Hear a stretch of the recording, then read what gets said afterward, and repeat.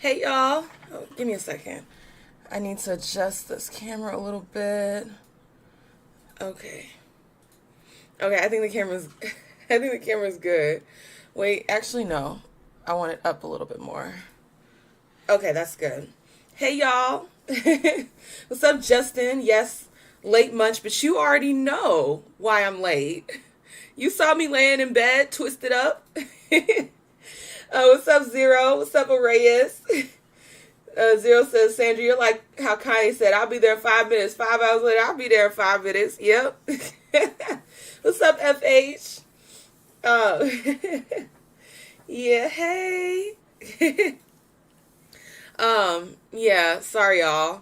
I literally was like trying to get myself ready for the stream. I had prepped. Got all my videos ready. I had gotten everything, all my ducks in a row. And when I tell you, okay, I laid down for a moment because my feet were swollen. I laid down for one little tiny moment, and the next thing you know, I'm curled up with cramps, contractions, whatever it is you want to call it. I'm like curled up, and I was like, look, this stream gonna have to wait. Because I was not going to be sitting over here, reacting to things like this. Reacting to things. But yeah, I think my body is just still getting used to or getting ready for having baby girl. I think what happens is like your body has those practice contractions to kind of get them in position. And then once, you know, the cervix kind of thins out, that's when they really kick in. And then the body starts saying, get this little midget out of me. So I think my body is just pushing her into position, and it's just very uncomfortable. To be honest, it's just very, very uncomfortable, but it's okay. All right. We're riders here. We do what we have to do to make sure that our children get here safely. Okay. So whatever pains I go through, it is what it is. But, yeah, I wasn't going to make that 9:30 appointment with y'all. I just wasn't going to make it. As much as I wanted to, I was not going to make it. So please, I'm sorry. Bear with me. When baby girl gets here, I'm more likely to be on time. Maybe, I don't know. I've never had a child before, so maybe it's gonna be worse. I don't know. Okay, I don't know. I absolutely have no idea, but we'll see. Let me see what y'all saying. I don't have contacts in, so I can't see. Um, I have to lean in to read these comments, but I will try my best to do so, at least until I put my glasses on. I'll put my glasses on once we start reacting to these videos. But let's see. Yeah, what's up, FH sis? Yeah, take care of yourself. Don't be suffering for us. I mean, a little bit of suffering is fine. Like, if I'm already in the stream, I'm not going to stop the stream unless I'm in some serious pain, right? Like, that one time I was streaming and I was like, ooh. I kind of paused for a little bit, but, you know, got right back to it. So, a little suffering ain't hurt nobody. But, you know, if the stream hasn't started, I'd much rather wait until I'm in a place where I know I can at least get through most of the stream, right? But, I mean, part of this might be because I started drinking that red raspberry tea. I started drinking that red raspberry tea, and it's supposed to help with labor and delivery and getting you ready and stuff. And then I was eating those dates yesterday. So, that might be why I'm feeling this way. It might be. What's up, Dayton? But yeah. Ladies, make sure if you are not with children that the man you choose to have your children with is A1. Because I would not be able to do this without Justin. You know what I mean? I would not be able to do this without him. So, big shout out to Justin. I love him so much. When I tell you I'm laying in bed and I tell him, baby, I'm having a contraction, he starts tracking it for me because I can't roll over and get my phone. I have a little app that I track my contractions on. But I couldn't reach over and grab it because I'm hurled over in pain. So Justin, you know, he starts taking track of it himself.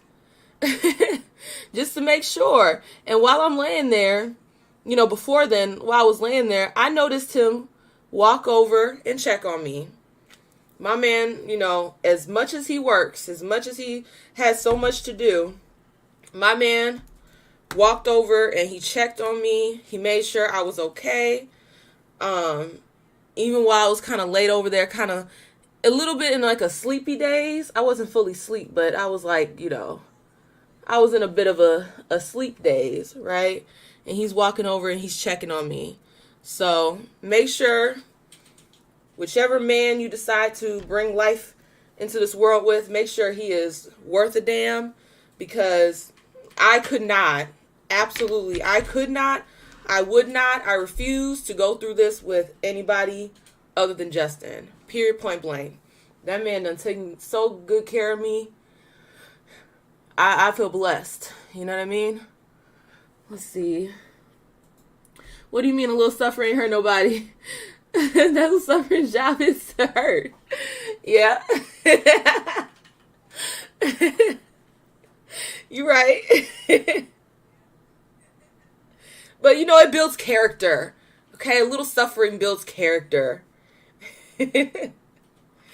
But, yeah. Whew.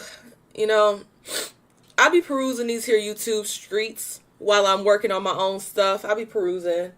And something that I noticed, I mean, this is not really part of the reaction, but while I'm kind of putting myself together, something that I'm really noticing is that there are a lot of people deflecting from this whole Pearly Gates situation. They're deflecting from it onto black women. It's the weirdest thing. Like, can we stay on topic? If we're talking about this white heifer, you know, me tooing a black man, why are we deflecting to a black woman who is being accused of me tooing, even though it really wasn't a Me Too situation? Excuse me? What does that have to do with Pearly ass? Why are we deflecting to black women when the topic at hand is Pearl? You know, and it's just funny because that's something that you hear a lot of them say women do, right? When they're in an argument, they'll deflect to something a man did. And it's like, y'all are doing that exact same behavior, but with Pearl. You know? Talking about, well, if you want us to talk about this white woman, well, why aren't we talking about this black woman? The topic isn't her. The topic is this white heifer. The topic is this bitch. We're holding her accountable. So why are you bringing up a case that has nothing to do with this white woman when this white woman is the one that's on trial? Can you imagine? Someone does you dirty, right? And you in court trying to get justice, and they over here deflecting to somebody that has nothing to do with the case, right? You don't know this person from can of paint. They have nothing to do with the case. They like, well, jury, what about this person that ain't even on trial, ain't even in the building? Nobody associated with that mofo is in the building. But let's talk about this individual and what they did. You know how stupid that would look? That would look so dumb. That would look ridiculous. So I just find that whole thing to be just so disingenuous. And it just goes to show that a lot of Negroes out here, they got white people complex. They got a complex for white folks. And rather than, holding someone accountable for their BS and all that stuff, they will deflect to whoever they perceive their enemy to be. Right? They will deflect to whoever they perceive is the enemy. Even if the person that really is the enemy in their face doing enemy behavior, they gonna deflect to somebody else. And I'm just like, y'all Negroes done lost your mind. So that's why I don't take a lot of this stuff seriously anymore. I'm gonna be honest. I don't take a lot of it seriously. At this point, Pearlie's right. This shit is entertainment. At this point, because how do you take conversations like this seriously when the people leading the conversation are a bunch of clowns? How do you take it seriously when the same principles that they try to apply to black women, when it's a white woman, they don't apply it to her? They cape, they tap dance, they buck dance. How do you take that seriously? I sure as hell wouldn't. I sure as hell don't. I am part of that team. Keep that same energy, right?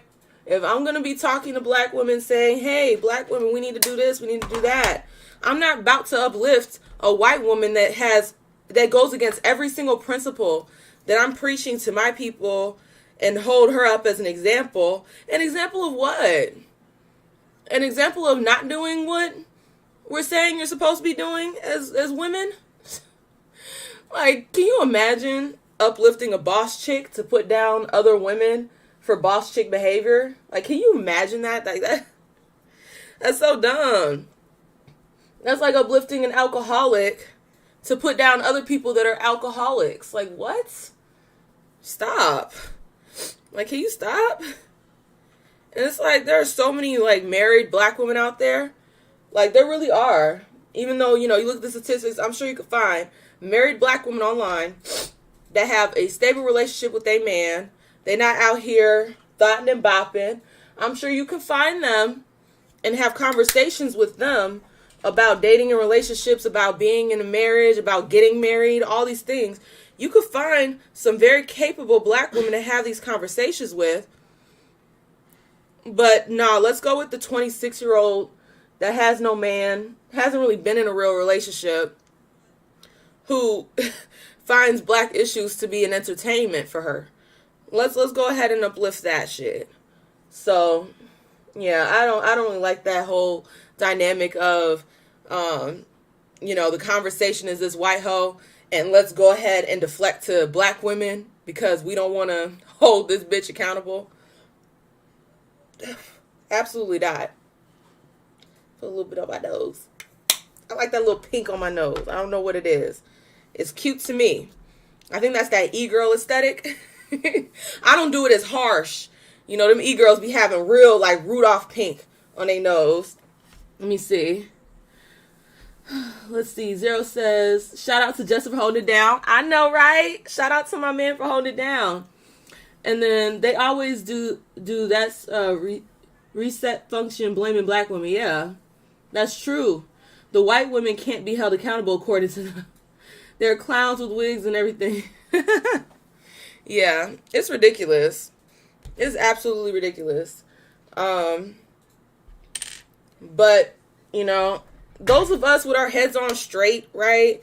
Those of us that are actually trying to do better, we can do better without the rest of these people. You feel me? We can do better without them. We could leave those buck broken Negroes and those buck broken females. We could leave them. I guess. Would you consider black women that cape for white women bed wenches as well? Would you consider them bed wenches as well? Because I mean, buck broken is usually the term that's used for black men that tap dance for white women, and I know that the bed wench term is used for black women that get down with white dudes and tap dance for them. So, what would you call a black woman that tap dances for a white woman? Would they be considered buck broken too, or would they be considered bed wenching for this white woman? I don't know the right term. I don't know the right term to use for that. Is it white identified? You know how like the super feminists, they like to call black women, well, not black women, but actually, I don't think I've heard white women say this. But, the black feminists, they like to call black women that say they want to be in alignment with their man and respect their man and be submissive to their man. They call us male identified. Would this be white woman identified? Is that the term that we should use for black women that tap dance for white women? I don't know. But what I do know is that anyone deflecting to a black woman when we're trying to hold this white bitch accountable, you got some explaining to do, right? Because whatever happened to staying on task, whatever happened to, actually holding someone accountable and not deflecting and all this other bull. That's why I say, like, these principles that they talk about, they don't actually mean that shit. They don't actually mean it. And it's so annoying and it's frustrating. Because, like I said, I think that there definitely should be spaces for men to talk about the things that they need to talk about, right? Because we know the mainstream media does men dirty. We know this. And so I'm all for men having spaces for themselves to discuss their issues, to really work through some stuff, to actually work towards, encouraging and mentoring younger people. But when it gets corrupted by idiots that have no idea what the hell they're talking about, or people that do know what they're talking about, but they use their platforms to manipulate and exploit the very people that they claim to want to help, it just becomes very toxic, right? Like, it becomes very toxic. And it's like, is it doing more harm than good at that point? Like, should it just be burnt to the ground and then try again later? You know what I mean? I don't know. But it's just sad that happens with pretty much every single movement. Like, pretty much every single movement where you have a group of people trying to really do something better for themselves, the ops come in, they exploit, right? They exploit, they take advantage. And a lot of people get led astray. A lot of people.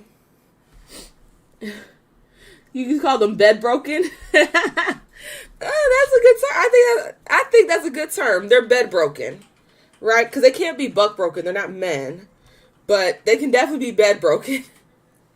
That's funny. Let me see. I'm gonna do the purple again. I like this purple color. I need another eyeshadow palette. I need another eyeshadow palette with different colors and stuff in it, so I could do more looks. But I mean, that's not a priority right now. Priority right now is focus on get baby girl here. That's what I'm really thinking about. Get baby girl here. And plus, one of my friends actually has a makeup palette that I want to get. Well, I use the term friend loosely. Someone I went to college with. I wouldn't say we're friends, but someone I went to college with. She has her own makeup brand. Black owned, okay? Black owned. And, I've mentioned, the whole tether thing and things like that. I want people to understand, I don't have issues with black immigrants in general. I have an issue with the ones that come over and tap dance for white people Those are the ones I have an issue with. The ones who try to put down Black Americans and, talk down on our struggles and literally go against us for crumbs from white people. I have an issue with them. I don't have an issue with immigrants in general. I don't have an issue with Black immigrants in general. Because if you A1 and you doing your thing, you're respectful, right? You're respectful to our issues. You keep your nose out of our issues, and you don't sit over here and try to deflect and cape and dismiss. If you're not doing that, I don't have an issue with you as an immigrant. Like, I don't care. I see you as one of the brothers and sisters, right? You have to engage in some coonery behavior for me to have an issue with you. And so I just want to make that clear. Cause my associate from college that has this makeup brand, she's African. I don't know what part of Africa she's from, but she's African. And I will support sis. She doing her thing. I've never heard her talk grimy about Black Americans. So why would I have an issue with her? So I hate how that conversation gets conflated to, oh, y'all just don't like Black immigrants. No, we don't like the ones that coon, shuck, and jive and try to stand in our way. They come over here from whatever country they're from, and then they try to tell us that we don't deserve reparations. And it's just like, nigga, what? How you go come over here and say that? Like, learn your place. First and foremost, learn your place. But, like I said, I don't have an issue with immigrants, right? Black immigrants, I don't have an issue with y'all. Just don't come over here cooning. It's as simple as that. I won't go to your country and coon and cape for the Chinese that are going over there raping your land. I won't do that. So don't do that to me. Period. That's it. That's all. But I want to get her makeup palette because it looks cute. Okay, it looks cute, and I like to support people I know. Because what they say is that the people you know in real life usually don't ride for you like the people that don't know you in real life. It's like people just can't take you seriously if they know you in real life, right? So I like to defy that and, support the people I do know in real life. While supporting other people too, don't get me wrong. I'll support people I don't know either. If I like what you're doing, I'll support you. It's not you get it regardless. You got to be doing your thing. FA says, right, the ones that gaslight FBA are the problem. Exactly. And yeah, Zero, you started a new term. You need to go ahead and copyright it. But because I helped you create that term, I should get a free pass to use it. I should get a free pass to use that term. Right? Don't sue me when I use it. Sue everyone else when they use it. When I use it, it's all good because, I helped create that word. We can get some t-shirts made. We can get some t-shirts made. We can sell them on my website. What's good?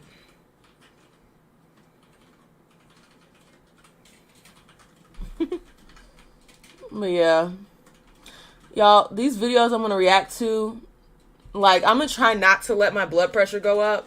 Because my blood pressure, I'm not going to lie, with that Jubilee video, my blood pressure with that video was going through the roof when I was just trying to, clip it. Because I didn't pull the entirety of all these videos. I clipped them because, first of all, I wanted to get all the F-bombs out of there. I wanted to get all the S-bombs out of there. I wanted to get all that out of there because I cuss enough. I don't want my stream getting taken down because not only am I cussing, but the people in the video cussing too. We got to limit it, right? And I want to leave enough room for my cuss words.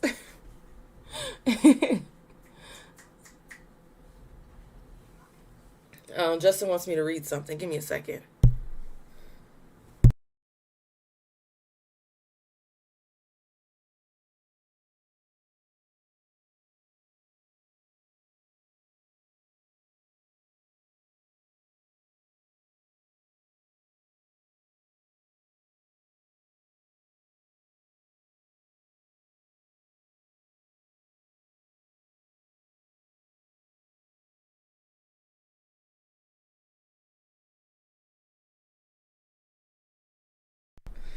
Me and my man having our little private conversations. You know, I maybe, you know, hype me up. Give me some affirmations while I'm live. But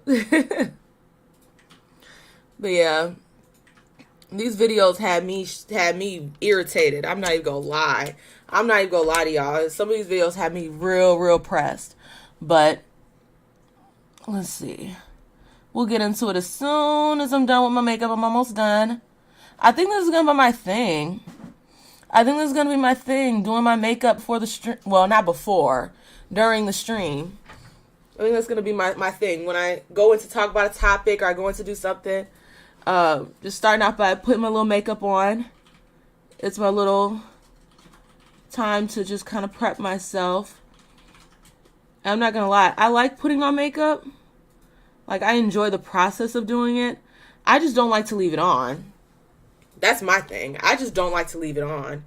It's a bit much trying to leave this stuff on. You know? And even with, like, Fenty, like, they have nice makeup. It doesn't cake on like that. And plus, I don't put a lot on in the first place. I don't know. I just don't like having stuff on my face because I'm a eye rubber. Okay? I like to rub my eyes. You can't do that when you got makeup on. You can't do that. Give me 1 second. Spray. I'm going to keep my mouth closed until all the particles got the air because this stuff is nasty.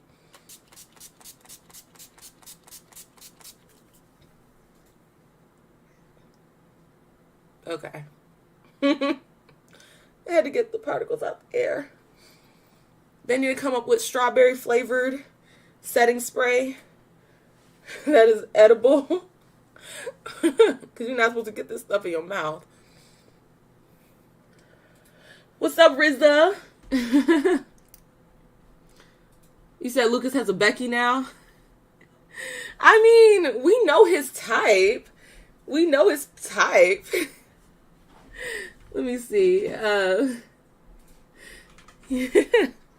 That's not new news. That's not news. We know his type. More power to him. Get his Becky. I mean, he's already kind of white identified a little bit. So, I mean, he's been trying to blacken up his channel. Don't get me wrong. He's trying to blacken up his channel. What is it? Peep Game Tuesdays? He's trying to blacken up his channel. But, you know, we know his roots. Okay? We know his roots. Joe Desi, never forget. I will never forget that. That is just... Never forget the Joe Desi, okay? That stuff was hilarious. We were all trying to blacken Lucas up, give him some black music to listen to. I even created a playlist for this Negro. I don't even think he really listened to it, I'll be honest. I put bops on there. I put some bops on there. Wasting my damn time. Let's see.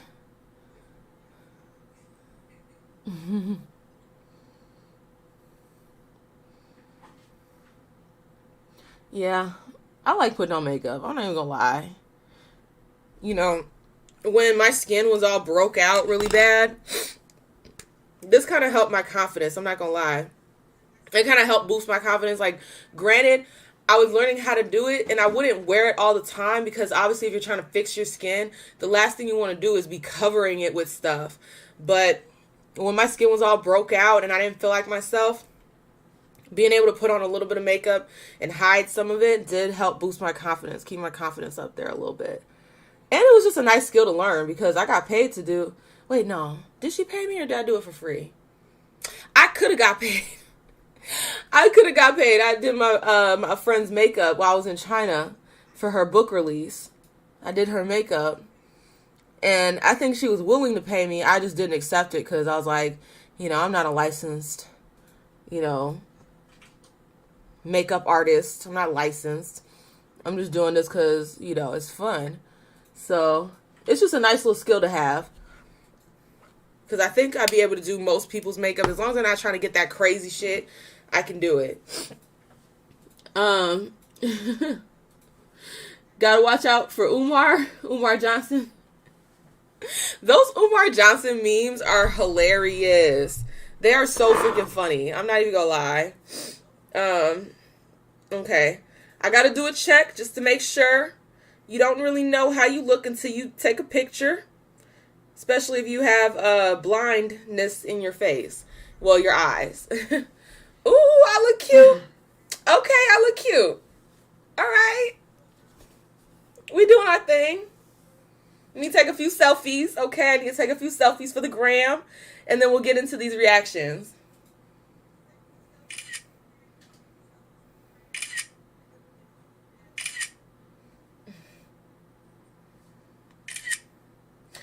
I need to take some funny faces, just in case I make a video about somebody being stupid. I gotta have some funny faces, so excuse me.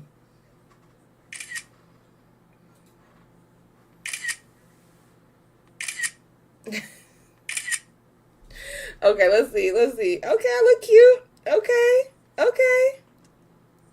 I look cute. Oh, I like these pictures. Okay, let me take a few more. Just a few more, because I really want to capture. Okay,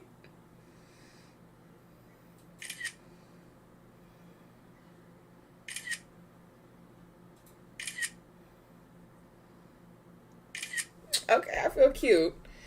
All right. Okay, singing now. Okay, we in this bit.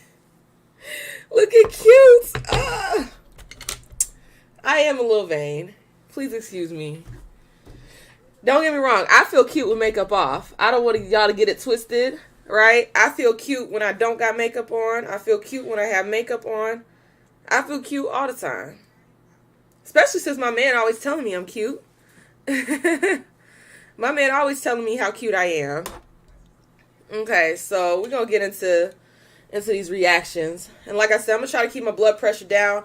Justin reminded me earlier that because I am with child, I don't want to pass on that negative energy to her. So I'm going to try to keep my cool. But I already know that Jubilee video pissed me off. I already know that one pissed me all the way off. Let me see. Clean up my space a little bit. Lucas is Asian and Mexican now. What? He not claiming black no more? He not claiming black no more? You see, so Becky just slid in his social circle to replace his former wife. He ain't had no wife. Oh, wait. Are you talking about Umar Johnson? Umar Johnson got a white girl? If he does, I'm going to need him to... I'm going to need him to apologize to all those people. Niggas said we was a lost cause. Okay, if that's his circle, if he has a circle full of lost cause ass niggas, that's on him. That's not on me. Right? That's not on me. That's not on you. That's on him. Alright, y'all. I got my red raspberry tea. Okay? Actually, I can lower this a little bit. Okay. I got my red raspberry tea. We ready? He's a damn doomer. Frederick Douglass. Oh, okay. I missed some of these messages, so I gotta catch up. But yeah, I got my red raspberry tea right here, ready to go.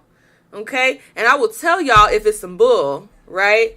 If it turns out that this red raspberry tea is some bullshit and they lying to us, I will let y'all know. Because they said it's supposed to make the baby slide right out. Now, if she does not slide right out, we got some problems. Now, I'll keep the tea. If I don't use the tea up before then, I will keep the tea just because I like tea and it's tasty. But I won't be using it for any medicinal purposes. All right. Enough of that. Let's go ahead and get into these reactions. Let me know if you can hear the video. In the name of the Son, and in the name of the Holy Ghost. And also to my breast. Angela says it's her previous buttocks augmentation that she was most concerned about and a big reason she wanted to share her story. Now 34, she received illegal silicone injections when she was just 19 years old. And see, this is what I was talking about yesterday, right? How if you said you could hear it good. How if you're getting these kind of surgeries, especially at a young age, I'm looking at your mama. Okay, I'm looking at your mama. I'm looking at your daddy. I'm looking at whoever the hell is raising you. Because no 19-year-old should be wanting to get surgeries and stuff like that done.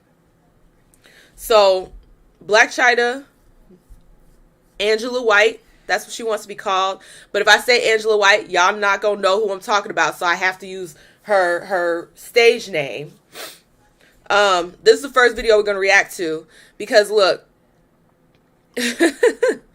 when I tell you some of these moms out here are really sabotaging their children, I think that Miss Angela White, Blac Chyna, is a perfect example of growing up with a mom that wants to sabotage and hurt you. And so I have a level of empathy for her, right? I have a level of empathy for her because it's like, imagine growing up with a crazy ass mom and then being fed all these insecurities, and then your only outlet is, you know, the industry, where they take advantage of you and they manipulate you. And she's going to go into some of her story, but, you know, a lot of people are kind of giving her the side eye because she's saying she found Jesus and she's getting all these things reversed, and she's, you know, saying she wants to be a better role model for her children. I think it's a bit unfair, right? Because if we talk about people wanting to be better, we talk about wanting people to be better. When we see someone actually trying to be better and putting boots on the ground, like she's getting her surgeries removed, she's getting her, thank you, Zero, you using my line? Yeah, hit that like button. It's free 99. Okay, it is free 99. Yeah, when you talk about people doing better for themselves, and then you see someone actually doing work to better themselves, right? Because I can't imagine like getting those surgeries reversed is not pleasant, right? Getting your tattoos removed is not pleasant. So I'm just sitting here like, why chastise someone who is going through and doing work to better themselves? And yeah, you could say, maybe she's doing it for publicity or whatever. We'll see. But in the meantime, either just let her do her thing or just shut the hell up. Like, I don't get the chastising folks when they're trying to better themselves. That don't make no sense to me. But let's keep watching. The extremely dangerous procedure was not performed by a licensed doctor. This is a regular person that's doing it. So they're getting whatever it is, substance that they're doing and giving it to you. They're not going to tell you, hey, you know, you could possibly die. How was your health affected by the silicone injections? My rear end would get like super like inflamed, and it would get really, really hard and like really hot. It was very scary. Look at who I just ran into. The one and only Matlock. And see, I'm glad that she brought up how those surgeries actually affect their bodies, because a lot of these IG models, what they're not going to show you, they're not going to show you the dying flesh on their backside, right? They're not going to show you the scars. They're not going to show you the deformation that happens because, look, hey, she's live. Yeah, I'm live. I'm in this. What's up? What's up, Beast Mode Clutch? You said I was supposed to stream at 9. Look, the way my uterus is set up, okay, trying to get my body ready for giving birth, they said, no, you gonna lay your little tail down and have the stream whenever you can have the stream. So I had to put my feet up. I had to lay down. I was going through practice contractions. So I do apologize. I wanted to be on time. I really do. But when my body says lay down, especially since I'm carrying a whole other human being, I gotta lay down. I just have to. What's up, Dragonfire? What's up, Drukpa Kunley? I hope I said that right. I'm sorry. AA Ron. Blac Chyna should change her new name, bruh. Yeah, on her social media, she probably needs to, but I feel like for her, maybe people have to know her by that name first. Because it's like I said, if I had in the title Angela White, y'all wouldn't know who that is. Unless you follow her. You wouldn't know who that is.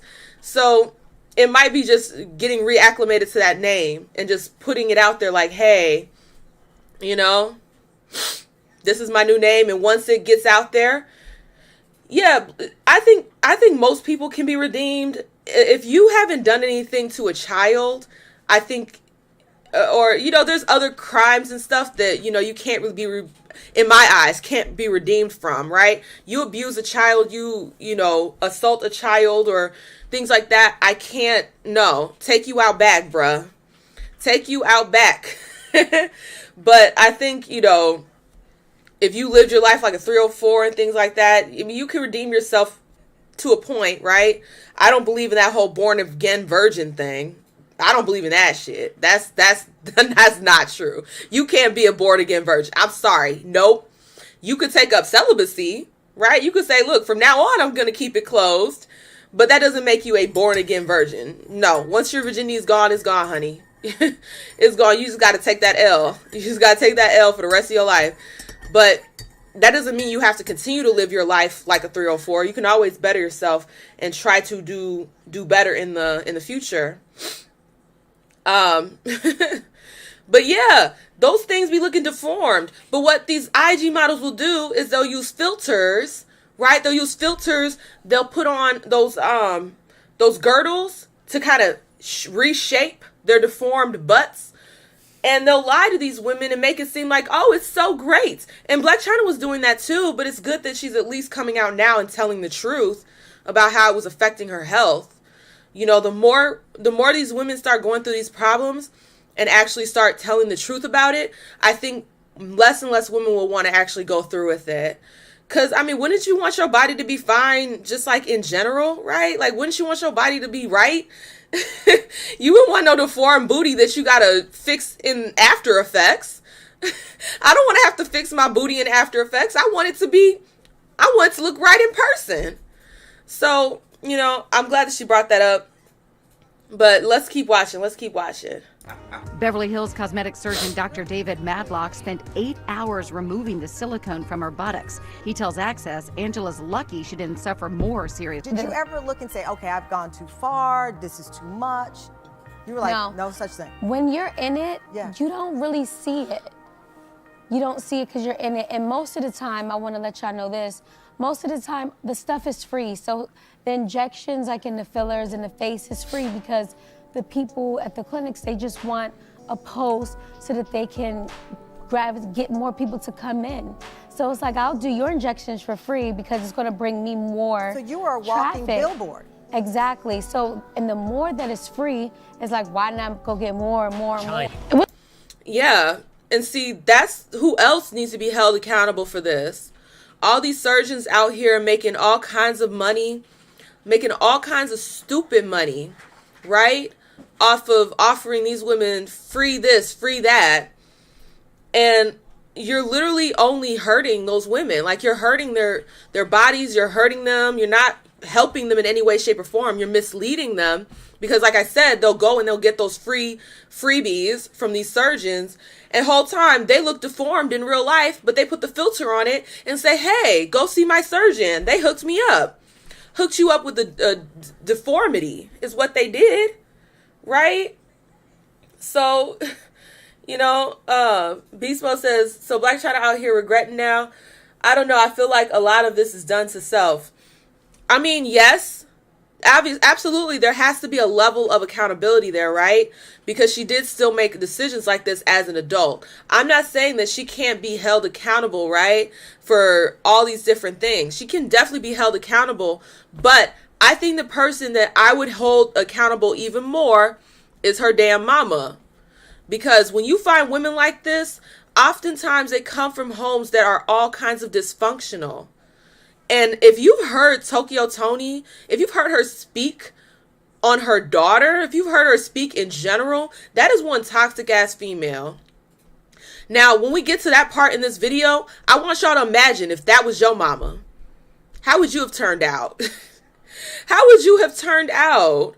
So, you know, I have to have a little bit of empathy for people that grow up in those kinds of environments, and at least feel happy for them that they broke free from it in some way, shape, or form, right? Because a lot of people they grow up in these households with toxic moms like hers, and they never break free from it, or they lose their life, you know, because of the type of lifestyle that creates, you know? So I have a level of empathy for Blac Chyna. I really do, because of who her mama is. Now, if she grew up in a perfect little home and she just decided to wild out and buck wild and all that stuff, then 100% on her. But once you see the type of mama she working with, oh no, honey. It was really important for me, not only just for myself, but spiritually, and I really want to set an example for my daughter, Dream. You know, I want to make sure that, you know, anything that I do, like I want to be a positive reflection on her life and the generations to come. Angela, was there a moment? And on that point, I mean, she's going to have to reconcile with the fact that the decisions she's already made will already affect her daughter, right? She's going to go to school. She's going to go to school with people that have seen her mom's lady parts, that have seen her mom spread out all over the internet. So, I mean, the damage is already kind of done to her child's outlook, but depending on the kind of conversations that she's going to be having with her daughter, she could go ahead and be like, look, you know, these are the decisions that I made. This is how it affected my life negatively. I don't want you going down that path, and try to help her in that sense. But I think that it would be wise for her to put her children, or she's speaking specifically about her daughter, I'm going to need her to put her child in therapy, right? Get her child in therapy as soon as possible if she's not already in therapy, because the damage is already kind of done there, sis. Like, you know, you Google your name and all you see is your booty cheeks, right? That's all you see is booty cheeks. So the damage is done. You have to try to fight against it now and try to pick up the pieces. But I guess better late than never, right? Because her mom is one of those never cases. But at least she could be a better late than never individual. Wait, you said Blac Chyna was acting like her mama. She started stripping, I think, at 14, 15. So she didn't have much of a chance for the better. Yeah. See, that's the thing. A lot of times it's so easy for us to cast judgment on folks. But it's like, when you think about your most formidable years as a child, the type of environment that you're in can really take a toll on you. Like, that could mess up your entire life. And you got to understand, like, a lot of these women that go into stripping, that go into the sex industry, a lot of them were abused. A lot of them were assaulted, right? Like, a lot of them were assaulted. So that's a whole nother level of trauma. I don't know if she's spoken on that, if that's happened to her, and I hope it hasn't, right? Like, I truly hope that that's not her story, but that is the story for a lot of women that end up in careers like that. They were abused as children. I know Corinne Steffens, she talks about that. She talks about being abused as a child, being taken as a child, sexually abused as a child. So it's like, there has to be some level of empathy, because it's like, I can't imagine what that would do to my brain. Imagine yourself, if you are lucky enough to not have experienced that as a child, if you're lucky enough to have had parents that love you, protect you, take care of you, all those things, like, try to empathize by putting yourself in these other people's shoes where they don't grow up with that. They grow up in a shitty environment. They grow up where people are plotting on them as children. Grow up with parents that look at them as a meal ticket, or look at them as just, I don't know. It's just, I try to have more empathy nowadays. I really do.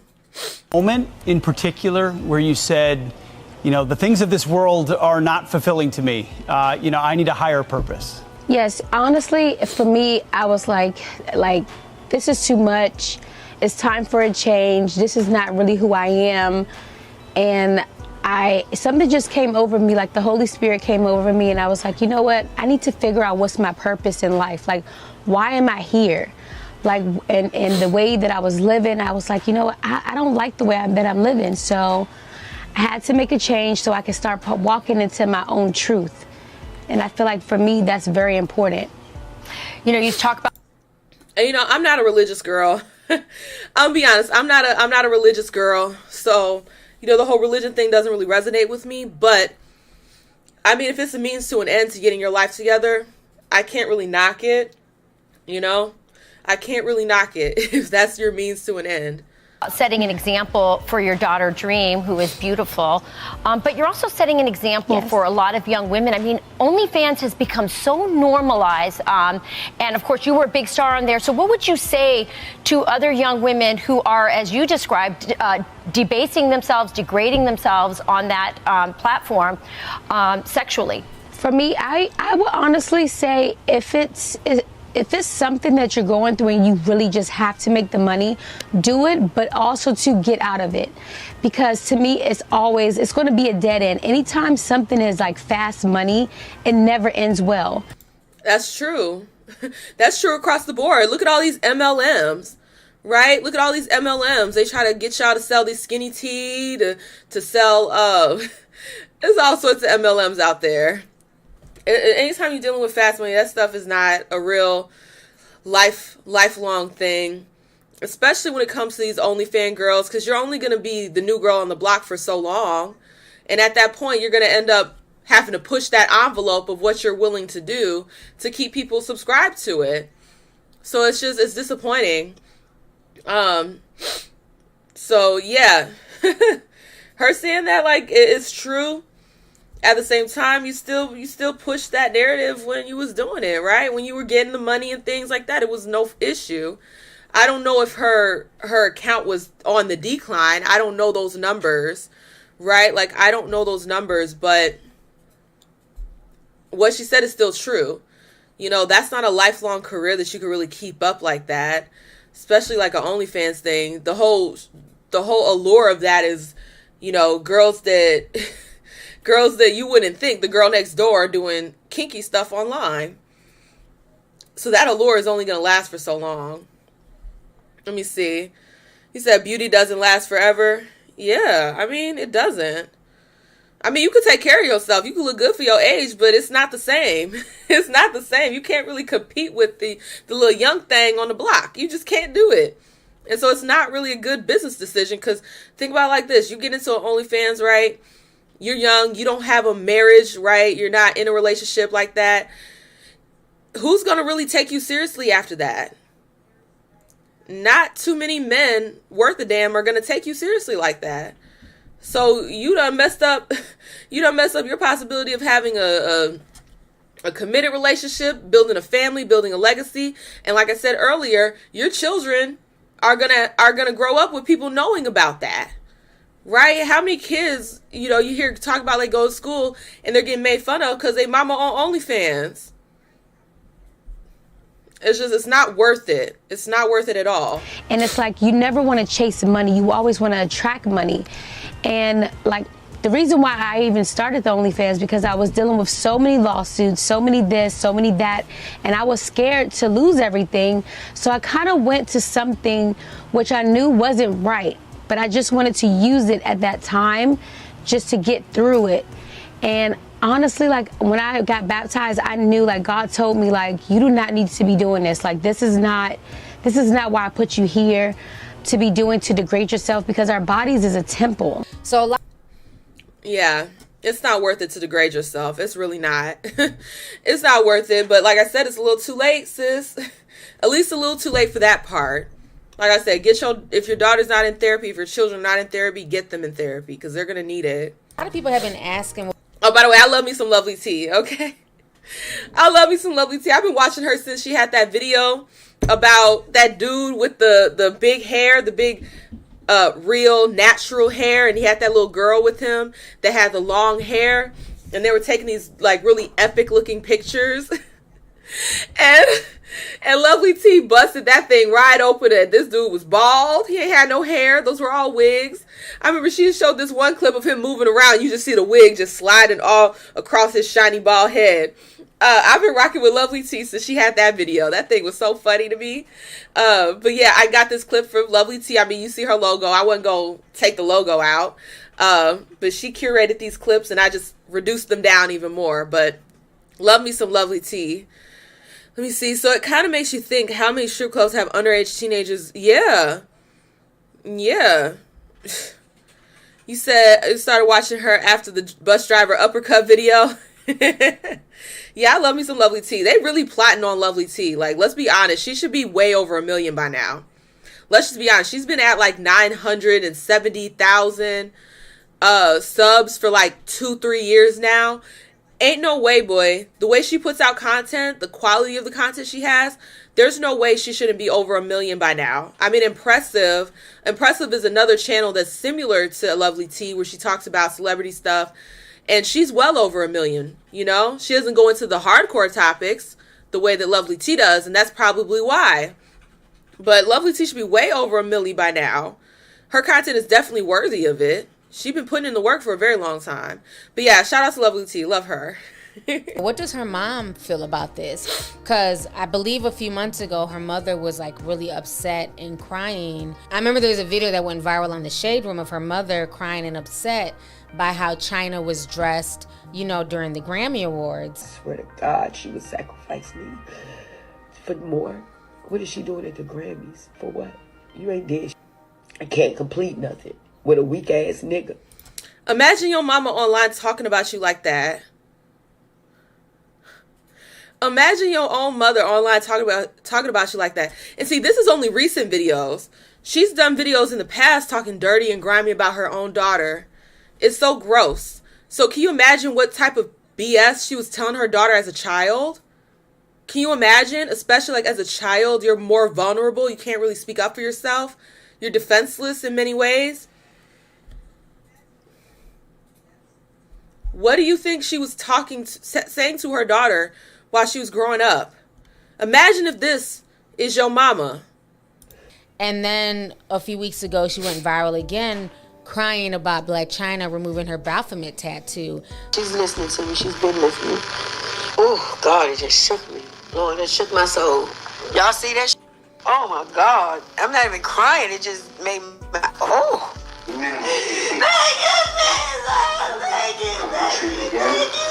Once it's lightened up to your artists, say, hey, this is... Something is wrong with that woman.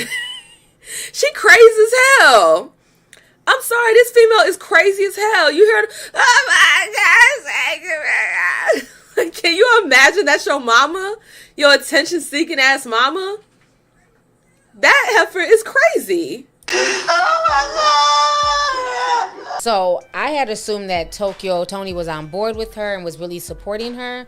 But now there's another video going viral on social media where she's saying that she feels like Blac Chyna is faking it. So y'all go ahead and check these videos out. I'm not going for it because she mad, shorty. I am God's child, not Chyna. Like I said, imagine if this heifer was your mother. I'm not. She's not God's child. She's not God's child. I am. That's your daughter, bitch. Like, ew. This is one attention-seeking asshole. And I have to have empathy for Blac Chyna. Imagine if this was your mom. How do you think you would turn out? Really think about that. You grew up with this heifer in your ear, talking to you, growing you, raising you. It's no wonder she got illegal butt injections at 19. If it's true that she was stripping at 14, 15, it's no wonder. That's her mama. Chyna is a PR stunt. Come on, bitch. We know better. I don't give a fuck. She'll never talk to me in life, chat. I raised her, had her, taught her. She know everything. She know everything. This bitch is faking. In Jesus' name, stop her. Right now. Put her on her back. Put her on her back. She's talking about her daughter. The little girl she raised in her womb. She's talking about her daughter. Excuse me? Imagine if this was your mama. Now, after you've imagined that this was your mom, does that make you have a little bit more empathy for Angela White, for Blac Chyna? No wonder she went down the path that she did. No wonder it took her this long to find herself. No wonder. This woman was conducting spiritual warfare against her own daughter. And not only does she have to reconcile that someone is having spiritual warfare against them, it's your own mother. So yeah, I have a lot of empathy for this woman. So I'm glad that she's getting herself back together. Only time will tell if this is a true change or not. But from all intents and purposes, it seems like it is like she's reversing her surgeries, getting her tattoos removed, trying to do better. So look, I really feel for all people that grow up in broken households like this, dysfunctional households like this, because y'all got a lot to work through. You know, y'all got a lot of trauma to work through. And like I said, I'm just going to have a level of empathy there for it, because I cannot imagine that being my mom. I cannot imagine how she would have messed me up in the head if that was my mother. Absolutely not. They're playing with you, Lord. Take her name out the Lamb's Book of Life if she playing with you, Lord. So she's wishing death on her own daughter. Isn't that what that means? Take her name out of the Book of Life? Isn't that what that means? In Jesus' name, I'm not going to do that. In the name of the Son. That's disgusting. I'm sorry, but that is like absolutely disgusting.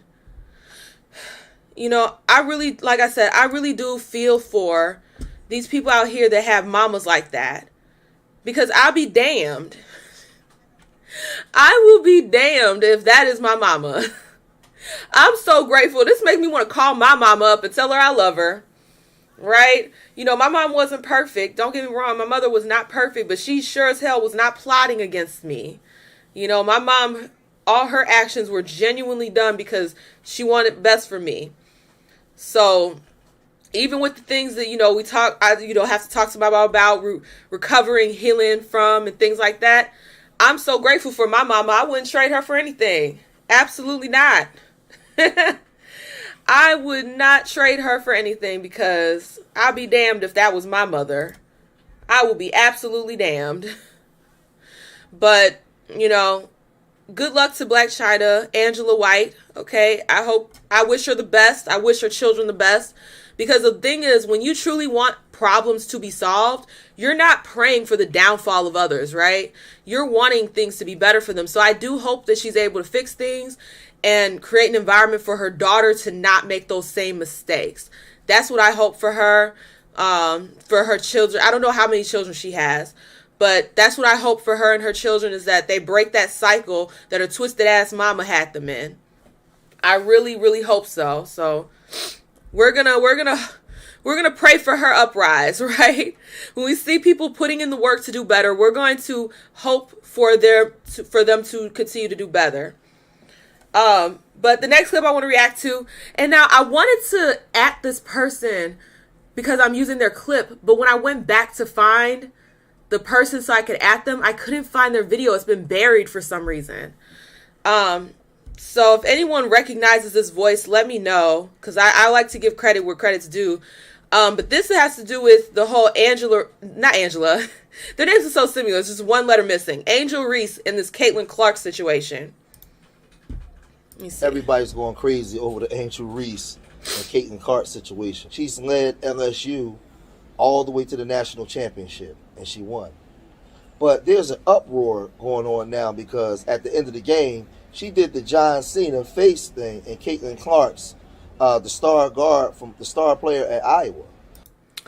Now, correction there. That's not John Cena's. Apparently, he got that from Tony Yayo. Okay? Tony Yayo was the one who started that, and John Cena was the one who blew it up because, you know, he is of the right complexion and had the right platform. Let's be honest. It's not just complexion. It's also platform. He was on WWE. A lot of people know who John Cena is. Unless you're really into rap like that, you don't really know who Tony Yayo is. Or if you're from, like, New York area, you probably know who Tony Yayo is. But, like, you know, John Cena, he has a bigger platform. But he didn't create this. That was Tony Yayo. Okay, let's just keep it factual here. Give credit where credit's due. Keith Olbermann called her an effing idiot and said it was classless. A lot of old white folks have been in the uproar, and they're very angry. Said that it was ghetto, and they called, you know, she's been mocked and was called all kinds of names for, you know, just for showing passion on the basketball court during a championship game that they had just won. But the funny thing about all this is, I mean, this isn't that big of a deal. I'm sorry. Are we really, like, getting upset over this? Are we getting upset over this? I mean, have y'all played sports before? I feel like a lot of these people act like they ain't never played sports before. They ain't never been on the courtyard before. They ain't never heard no trash talk. They never, like, that's a part of the game to a point, right? I mean, if you're out here throwing racial slurs, that's different. But a little bit of this, a little bit of that, I don't got no issue with that. I have no issue with that. And I don't understand why, even if she was the only one who did that. Black men don't cheat. I see your message. You're not really hidden. Maybe you got timed out. I don't know. But I see your message. I don't know what you've been saying in the chat. But this ain't that big of a deal. I'm sorry. Y'all ain't never played sports. I feel like the people that's talking all this BS ain't never played a sport a day in their life. They don't know what competition is. That's part of the fun of the game, is trash talk. That's part of the fun. Even if you playing video games. Like, I remember playing 2K, watching, people play Madden, and you trash talk. It's a part of the game. So even if Angel, I keep two names in the same video. Angel White. Right? No. Angel Reese. I keep putting their names together because it's too similar. Even if Angel Reese was the only one to get up there and go like this, because she whooping ass, I'm sorry, it's not that big of a deal to me. I don't see it as like so classless and all. That's just having fun in the game. That's just having fun in the game. Yeah, that's true, Zero. YouTube, Google, what will happen is if you type certain words and I don't have control over it, granted, I can add words to my own account thing where if I don't want people saying certain words, I can have it where it automatically deletes it. I personally have not set that up, but YouTube in and of itself has a mechanism inside there that if you type certain words, your messages ain't showing up. I've had that happen to me over at Lucas' channel several times where I go to type a message and because I got the word black in it, that they don't show up. Now, I don't know if that's Lucas's doing or if that's Google's doing, but, that's something that YouTube does do. Even if you post comments on, like, videos, if you have the wrong words in it, Google will automatically censor your message by not showing it. Yeah. YouTube will remove messages from your own channel, right? You can't really do anything about it, so it's not always a mod doing something. Sometimes it's just YouTube. And yeah, Justin's right. You got to enable live chat because sometimes it'll pick and choose which messages it wants to show. I don't know why it has a live chat and a top message different thing. But whenever you go on a live stream, always click for it to be the live messages. That way you see them all. But let's keep getting into this video. Caitlin Clark, in 2 games prior, she was seen throwing up to John Cena to the point where she even got a tweet from John Cena. She had brought the smoke and she dropped 42 points. In the victory, and she threw up to John Cena as she was walking down the floor. So when Angel Reese did it, all of a sudden she's ghetto, she's this. So little white girl been doing this. Were there no news coverages of those games where she was doing the Tony Yayo? But now all of a sudden, because Black girl did it during the finals, now it's ghetto, now it's unsportsmanlike. That's just a perfect example of like I said, that meme from Family Guy with the little color card. If you have the right complexion, then it's A-okay. But if you got the wrong complexion, then we got some problems. But yeah, that whole situation is so dumb, and I hate that people want to pretend like they didn't see this white girl doing it, because if you just scroll down Twitter, you'll see both of them doing it.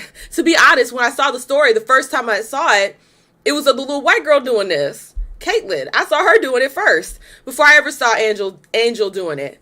So that's all I'm saying. Like, people that have selective eyesight or selective whatever the hell, because how you gonna call it ghetto when the black girl does it and say nothing, right? If you're gonna say that it's inappropriate, say it's inappropriate across the board. Don't just pick and choose, right? Because of the behavior, like I said, I always pointed out to the behavior, right? I always pointed out to the behavior. If the behavior is the same, keep that same energy, right? Don't be sitting over here caping for one person when they do it, but then when somebody else does it, oh, how dare you? How dare you? Absolutely not. Absolutely not. Now, I don't know who you're referring to as beta. I hope and pray for your own sake you're not referring to my man as beta. Because I will... Don't have me going in, right? Don't have me going in because you're talking crazy on my man. Because I'm going to have to let you know. I don't think you want to have that conversation. If you agree or disagree, that's fine, but I don't think you want to go around talking crazy on my man on my stream. Absolutely not. Absolutely not. We don't play that over here. Let me see. Yes, Justin is my man for those that are new. All right, and I don't play about my man because he don't play about me. But since apparently someone in the chat is butthurt over Fresh and Fit, me calling them hypocrites, which they've been hypocrites. Like, that's not new. That's not a new concept that they've been hypocrites, right? And I will also say this. Broken clocks are right twice a day.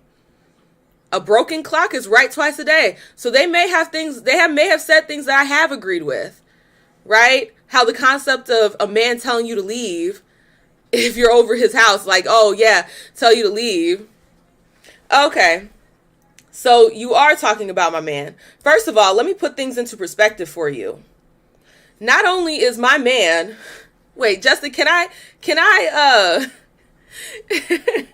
boast on you a little bit? Can I, you let me know. I'm a submissive woman. So if my man tell me not to, he tell me to play it low key, I will. But if he gives me the go ahead, I will let y'all Negroes know. Baby, let me know. Look, before you go around calling somebody beta, I need you to know who the fuck you talking about, right? I'm gonna need you to know who the hell you talking about. First of all, you watch the Freshes and the Fits, and they talk all this bullshit about high value this, high value that. Well, guess what, motherfucker? My man is actually of high value. He comes from a high value family, meaning niggas is connected. Okay? People are connected. So you want to talk all this stuff about beta this, beta that? But look, you hating on a man that not only made his own money, right? My man is well over 6 figures. Okay? I don't try to brag. I really don't try to brag online about my man's accomplishments. You know, I really don't try to do that. But when you got silly niggas in the chat talking about beta, and they listen to some dumbass, bum-ass, Fresh and Fit, who don't have real money, right? They don't have real money. Because look, when you have real money, you're not talking to no damn, you're not sitting around the table talking to a bunch of thoughts, right? You're not sitting around the table talking a bunch of thoughts and making gaslighting ass comments and bullshitting about this and, you know, talking about your yacht that. No, what you're doing is you're in business meetings with people that have access to billionaires. You're in business meetings having access to people that can really make shit move and shake. And guess what? That so-called beta that you're talking about actually has that. And I know because I've seen it firsthand. I've been in those business meetings, sitting across from people that have access to real money. In fact, my man is... We're waiting for baby girl to get here because my man got a meeting in another city for some money. Baby girl holding up the meeting. Baby girl is holding up the meeting to go get some real money for real projects. Things that your ass will be sitting in the background thinking about, not creating shit, but actually thinking about and being a consumer. Because that's what you are. You're a consumer. You consume what we put out. I mean, you're on my stream consuming right now, nigga. Over here calling my man a beta. Fuck out of here. What the hell is beta about a man who sticks by his woman while she's pregnant? What's beta about a man who takes care of his business? What the hell is beta about a man that was making 6 figures when he was in high school, nigga? My man was making 6 figures when he was in high school. What the fuck are you talking about? My man has a craft, right? He has a craft. And he's the best at what he does. And I'm saying that because I've seen it. I've seen it firsthand. The things that my man does, he is the best at it. Because he took his time to hone his skills. Not sit online listening to no bum niggas like Fresh and Fit. Sending them super chats and all this other bullshit. He wasn't online doing that dumb shit. No, he's out here producing. As Jason Black was said, my man was out there producing. Nigga, what have you produced besides stupid ass comments? Besides thumb thugging? What have you produced? Like I said, we're well connected. If you produce something, we can verify it. Just as my man's family is well connected, we can verify that shit, nigga. We can verify it. If you're really about something, if you really are someone, tell us who you are. And if you are who you say you are, you connected as well, you all these things. If it's verified, hell, I'll come back on stream and tell them this nigga is the truth. But until you do that, I'm gonna need you to shut the hell up, talk about beta male this, beta male that, because you don't know who the hell you're talking about. You have no idea. Yeah, I see y'all done took him out, but I just want to make that very clear. You don't come on my stream talking about my man. I don't play about my man. Just like my man does not play about me. Absolutely not. I have way too much respect and love for my Justin to let nobody come on here talking crazy. Talking crazy. And you're right, men in pursuit of purpose. Black men don't cheat, didn't deserve any attention. I agree. But you know what? Today I got time, cuz. That thing that Lovey T has in her videos. That little white boy, R.I.P. to him, because I think he passed away a couple years ago. But today I got time, cuz, okay? We have a little lightweight. We can have fun with the little lightweights in the chat. That's okay. We can have a little fun with they lightweight ass. But anyways, let's get back to the actual content. Not talk about no bum nigga online. Y'all, this next one, and I'm gonna save the Fresh and Fit shit for last, just because he was in there talking shit. Okay, the part of the stream you wanted to see, I'm gonna put that shit last. Make your ass wait to find out what the hell I gotta say about them niggas. I'm gonna put it last, nigga. But we gonna talk about this damn Jubilee video. Now, when I was condensing this down to the clip that I wanted to use, I'm not gonna lie, I was pissed. I was so pissed because this conversation was some BS.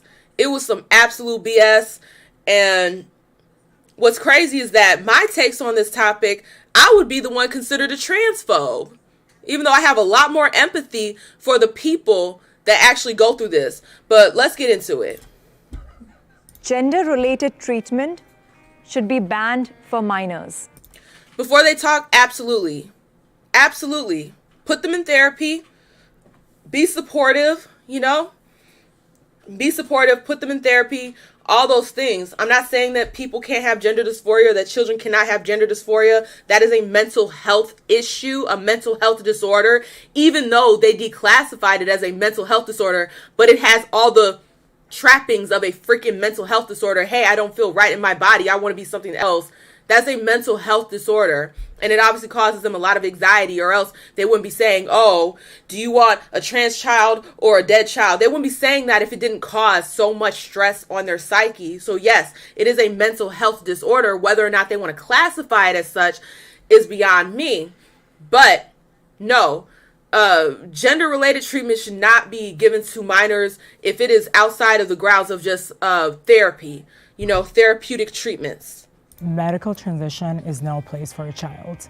I transition as an adult and I have medical complications. I have mental health issues. child cannot consent to a medical transition because kids want to eat ice cream every day. It doesn't mean that they should.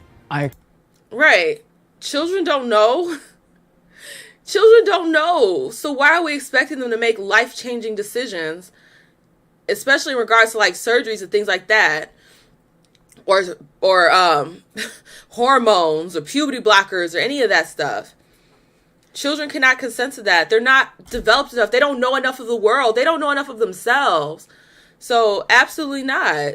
Children cannot consent to that. Kind of agree with you on that as well, because we have so many rules and regulations when it comes to tobacco or alcohol or any type of drugs. Driving a car, you can't even, rent a motel until you're like 25. There's some specific things that we need to put into place that I think would help protect our children, because the minors themselves really don't know who they are until they become 25, 26 years old. Their minds aren't fully developed, and it kind of breaks my heart a little bit. And yeah, I mean, they push that to 25. I mean, obviously the real age in the US at least is 18. But right, they don't allow children to buy cigarettes. They don't allow children to buy alcohol, but they can get a double mastectomy. Like, they can have the breast tissue removed from their chest. They can be put on hormone blockers, but they can't drink. It's just like that conversation around, you can join the military, but you can't come home after a stint in the military and get a drink because you're not 21 yet. Like, it doesn't make any sense. It doesn't make any sense at all. And honestly, I feel like these conversations around, children and their autonomy of their body, it's really disturbing, because if you know where they're headed, right? Oh, the child knows. They know what they want. They know how they feel. You could probably see, right? You could probably see where that's headed. If they know what they feel, they know what they want. So if they're in a relationship with a 30-year-old man and they're 12, it's okay because they know what they want. That's where that conversation is headed, and it's disgusting, and it needs to be nipped, right? It needs to be nipped, because at the end of the day, there's a reason why we don't allow children to drink alcohol. There's a reason why we don't allow them to drive cars. There's a reason why when you're, let's be honest, when you're a young, 16-year-old boy, your car insurance is much higher than a 50-year-old woman. Your car insurance is going to be much higher because they know that you're a risk, because of the hormones, because of the excitement of being how to drive. And then a lot of young guys end up racing and things like that. There's a reason why those things happen, because the mind isn't fully developed. But we're going to go ahead and say that children have full autonomy of their bodies and things like that.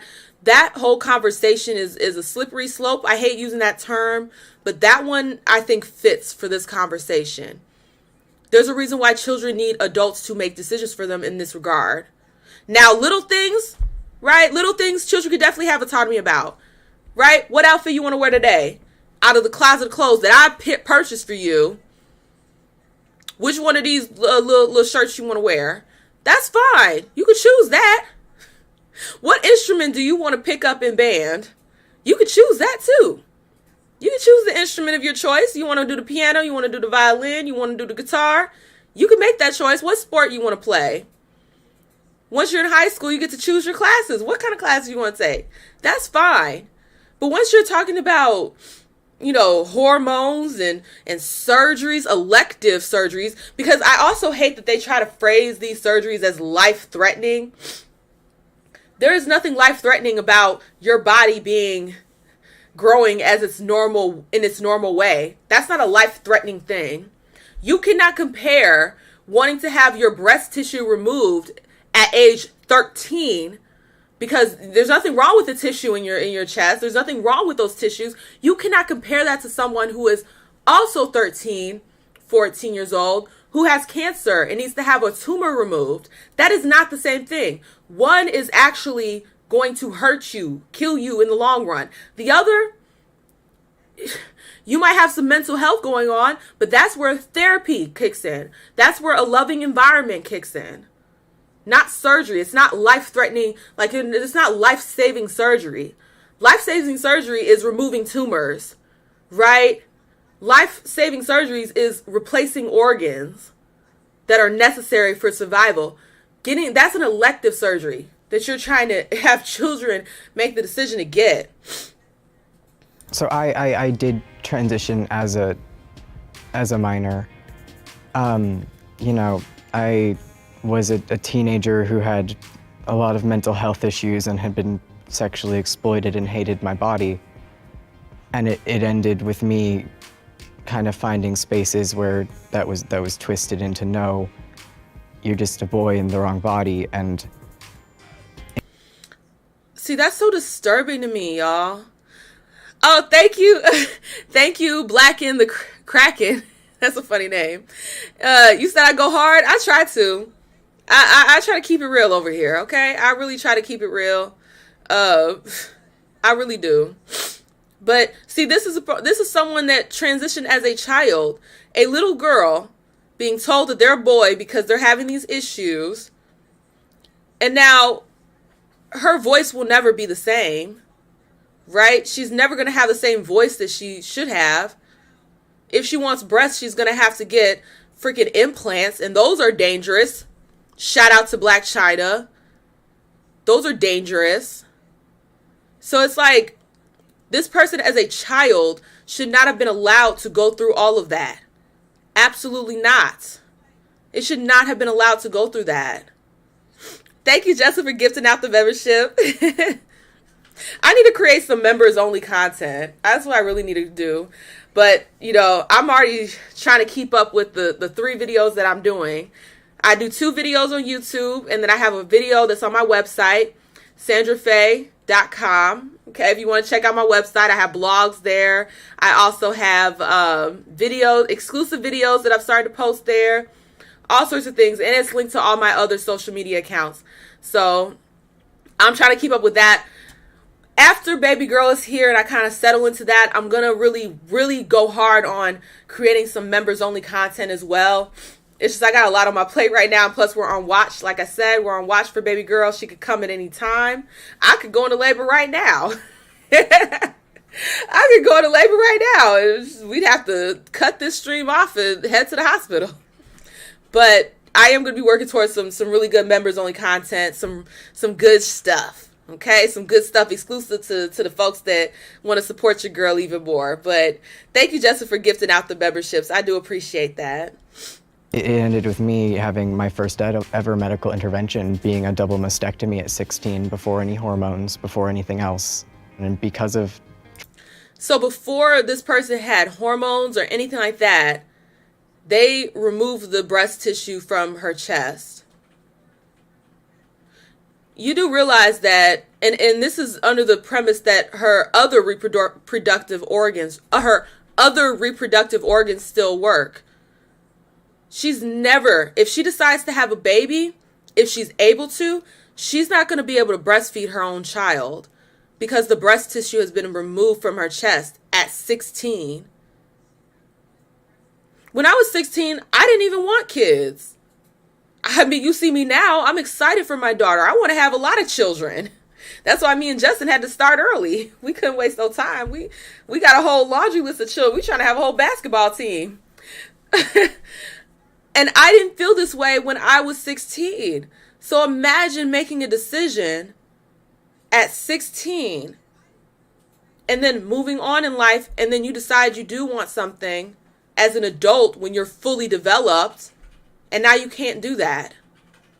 So if her reproductive organs do work, as far as like her uterus and things like that, and she's still able to bear children, if she wanted to breastfeed them, because that's a part of that connecting process, connecting and bonding with your child, if that is something that she wanted to do, she will never be able to do it because of a surgery that was done to her as a child. 16 is still a child. Disgusting.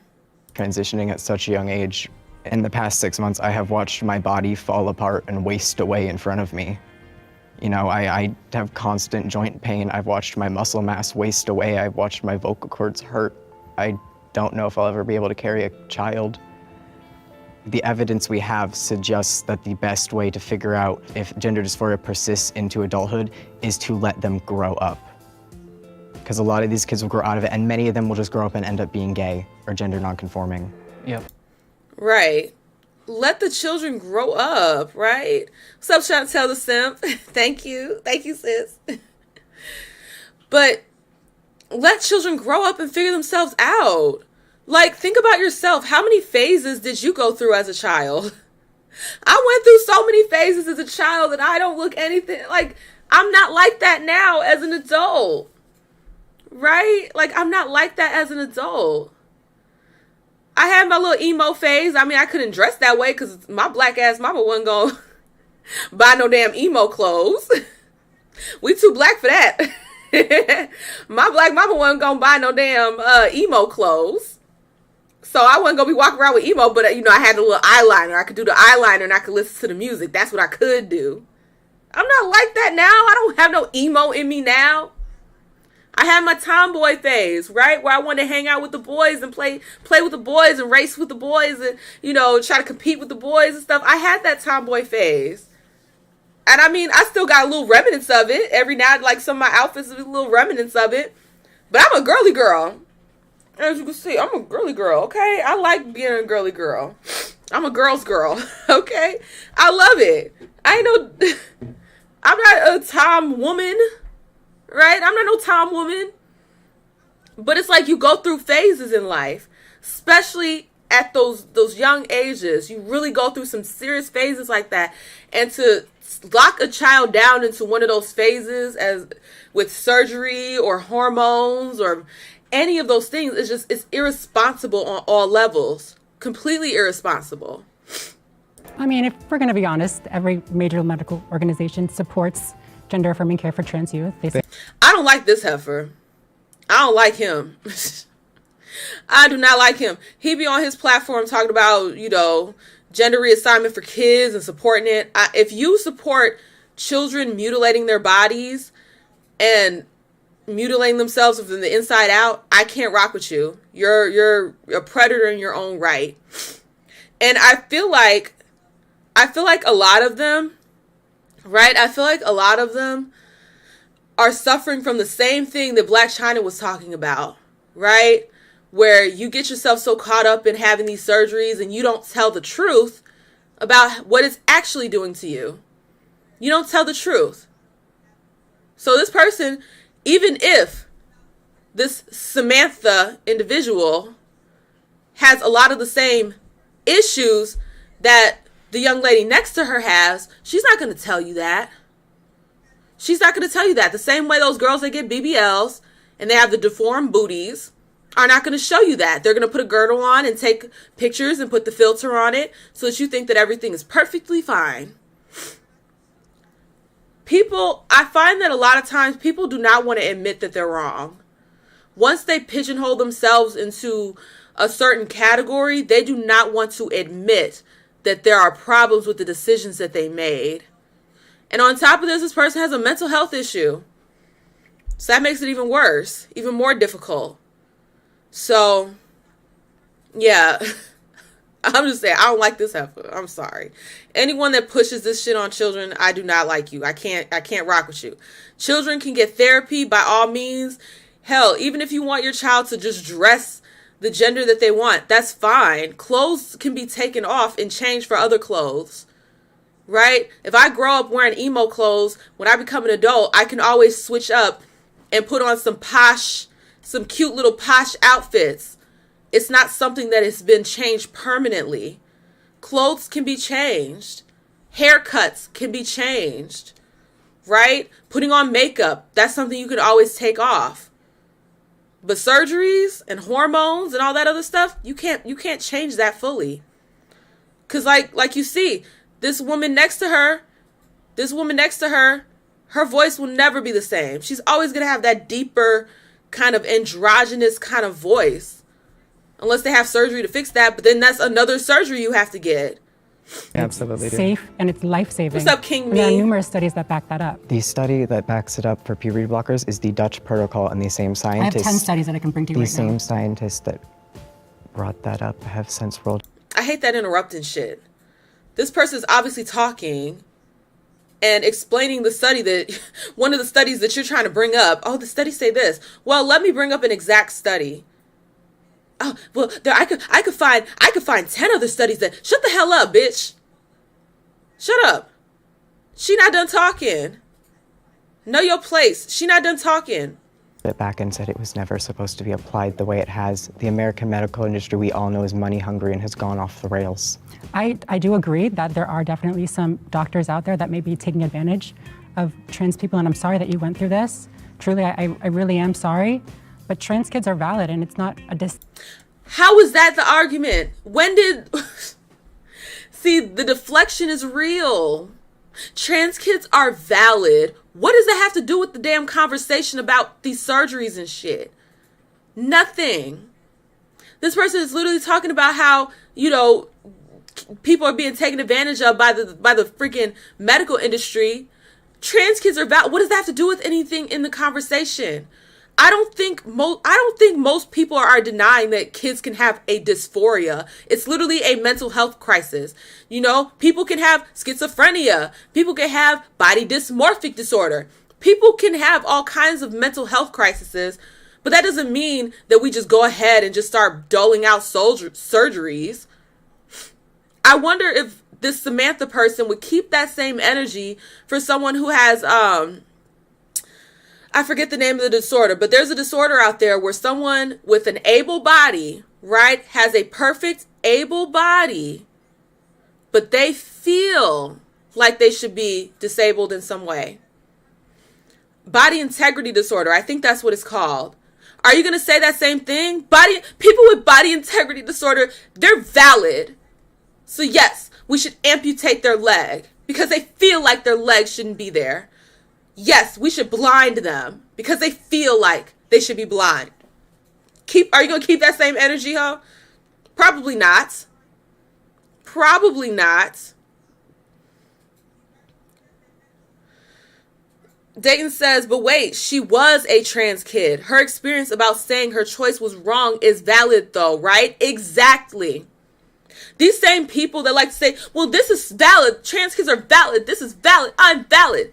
At the same time, they want to invalidate you. They want to invalidate those that detransition. They want to invalidate everybody else, but somehow what they're talking about is somehow valid. I'm sorry, but if you're going to go around and invalidate this young woman and her experience being transitioned as a child, if you're going to go ahead and invalidate her experience, well, fuck you and your experiences, bitch. It's crazy how that works. People that scream they want to be respected, people that scream they want to be respected, so quick to disrespect you, but how dare you disrespect them? By not even being disrespectful, by pointing out something that's a very, very good fact, right? This woman was transitioned as a child, sharing her story, and your first response is, well, trans kids are valid. Okay, her experience is valid too. Decision that they're making. Right. It's healthcare. I want to speak to that real quick. Like, I came out. And stop putting it as healthcare. Like I said, don't put that as healthcare. Taking them to therapy, yeah, that could be considered part of healthcare. But removing healthy body parts, putting you on unnecessary hormones, puberty blockers, that's not healthcare. That's whatever the hell what was happening to Frankenstein. That's what that is. That's the Frankenstein shit. That's not healthcare, right? Healthcare is getting antibiotics when you have an ear infection. That's healthcare. That's some bullshit. 13 years ago when I was 14. And I knew, not that I was trans, but that I was a boy. I had to go through a lengthy process of therapy and seeing an endocrinologist and like go through different tests and exams to make sure that this was real to everyone else involved transitioning and being trans was just a process I went through to become who I always knew I was. It wasn't a like decision that I made. It was a life or death thing for me. How is it? You cannot compare what you're going through with cancer. You cannot compare what you're going through with an autoimmune disease, something that's actually going to kill you. Like, you cannot compare the two. And a lot of this could be avoided with a loving environment and therapy. Right? Because it's not just that, oh, you have these feelings, but it's also not having access to someone that's going to talk to you and understand you and things like that. And by all means, I don't care what a grown adult does with their body. If you grown, you got the money for it, do what you do. It is what it is. But children, no, let's not create this narrative and put this idea in children's head, because that's another thing. When you say that, oh, do you want a trans kid or you want a dead child? Like, when you say that in front of children, you're literally creating that dichotomy, like you're creating that reality. You're implanting that idea in their head that if I don't do this, I'm going to die, or I'm going to off myself, or I'm going to delete you're putting that idea in their head, which is dangerous. Why would you get online and say that? Why push that narrative? Why push that narrative that if they don't do these surgeries and stuff that they're going to die? Why push that narrative on a child? That's disgusting and predatory on so many levels. So many. So I don't want to hear that. I don't want to hear that. Oh, I was going to die. No, bitch. All your organs were functioning perfectly fine. You had a mental health issue that needed to be dealt with by a therapist. Not no gender affirming therapist, but a therapist is actually going to help you cope. Help you cope. And then also having a loving environment with your parents. That also helps. Because I understand school children can be cruel. We know bullying is a terrible thing. Making sure that the school system is protecting those kids and taking care of those kids, right? So look, I'm just saying, don't put out that narrative of if you don't get the surgeries or these hormones or this, that, and the third, whoop de whoop, that you're going to die, because that's BS. It's absolute bullshit. And if I hadn't gotten on hormones and gotten surgery at 16, I don't know if I would be here. Not the same as getting a tumor removed. A child with a tumor can say that. A child with an autoimmune disease or any of these other truly life-threatening diseases, they could say that. If I didn't get this transplant, I would probably not be here. If I didn't get this removed, they can say that. You cannot say that. That's not true. That's not factual. If left alone with all your needs met, your body wouldn't off itself. As a father, I have 4 kids, and also as a trans person, I think that knowing what it looked like for me as a child, and that experience of going through all of the turmoil and all of the trepidation around my gender identity, I would not put my children in that situation. And also, I don't think that surgeries should be allowed for minors. Like, when we look at the data and we look at the statistics and we look at the research, the vast majority of these surgeries are happening to adults. They're not minors. Just because you say that the vast majority are happening doesn't mean that it's not happening to children. You're literally sitting across from a person that was a child when they transitioned. So you can't say, oh, well, if a majority of the time, does that make it right? These are literal children. Every single child should be protected. Well, it's only happening to a few of the children. What kind of argument is that? Literally, what kind of argument? Well, it's not happening. It's mostly happening to adults. That's not a real argument, sir. Or her, I don't know. That's not a real argument. Not at all. So let's start there, right? And then further than that, if we look at puberty blockers are reversible. So when it comes to children, I don't like that whole narrative about it being reversible. That's already been disproven. The same puberty block, the same medicine or pill that they use or whatever it is that they use for puberty blockers is the same drug that they use to chemically castrate people that are pedophiles in prison. It's the same drug. I forget the name of the drug. I know Blair White and Buck Angel, they talk about that drug in depth, and I do have a video on my channel where we talk about that. It's the same drug that they use to chemically castrate pedophiles in prison. So what are we talking about? It's reversible. If you look at a lot of these detransitioner stories, a lot of them have reproductive issues, cannot have kids. Think about it, your body needs those hormones. Going through puberty has a lot to do with brain development. And you're just going to stop that? You're just going to stop that for a prolonged amount of time? And think that things are going to be normal? I'm going to need y'all to stop playing God, right? I'm going to need y'all to stop playing God, please. When we talk about puberty blockers, that gives them a shot. Yeah. And it gives them autonomy over their bodies. It gives them a space that they can explore their expression. They can explore who they are without surgeries, without all of these other things that could have permanent effects. They can do that by changing how they dress. They can do that by cutting their hair a certain way or growing their hair out. They can do that by putting on makeup.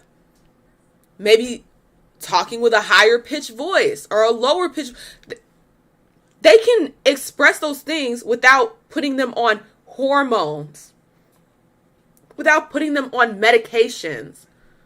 And see, the part about this that really irritates me is because it's like we act like we don't know how the medical industry is, right? Like we act like we don't know how the medical industry is.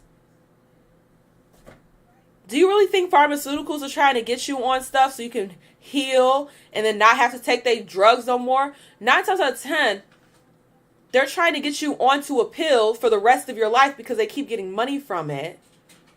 Right? Like they keep getting money from it. So you don't think that's the same thing? When these people get put on hormones, that is a lifelong thing. Blair White, still on hormones. Buck Angel, been transitioned for over 35 years, I believe. Still on hormones. Still have to pay for that. So, yeah. It's exploitative. They can express themselves differently by dressing differently. They can express themselves differently by wearing their hair a certain way. Putting them on drugs? Absolutely not. So there is such thing as gender fluid. How do you know that this kid is not going to change their gender expression later on? We really actually don't have studies on children that are taken over long term, like over 10 years, 20 years. You've only been on testosterone 14 years. One of the oldest trans men, Buck Angel, he almost died from testosterone. You're saying right now it saved your life, you may still die from it. You don't know. Exactly, and that's facts. Everyone wants to say this, you don't know exactly how it's going to plan out. Even with the shot. The shot from the Ovid. Y'all already know. They don't know how that's going to affect people long term. Jesse's so silly. Talking about I can define what a woman is. Wears a dress. That's it. He's so silly. But I'm just saying. You don't know how that's going to truly affect these people long term. But let's just go ahead and get a bunch of kids on it. And see, I have a premonition that this is more than just, society being stupid. How many times do you hear Bill Gates talk about population control? Right? How often do you hear these elites talk about depopulating the earth? What is a diabolical way to do that? Oh, let's just sterilize a bunch of children and have it seem like there's something that they wanted to do themselves. So that way they're growing up. They're not going to have the ability to have kids. So we don't have to worry about the population getting out of hand. You mean to tell me that that's not a real thing? That don't seem like a real thing to you? It seemed real to me that you would have people in an elite situation and they push narratives like this. They push these ideas out there. They uplift a Dylan Mulvaney, right? They uplift it, celebrate it, use this person as a figurehead for this movement. And the next thing you know, you got a whole generation of kids that cannot reproduce.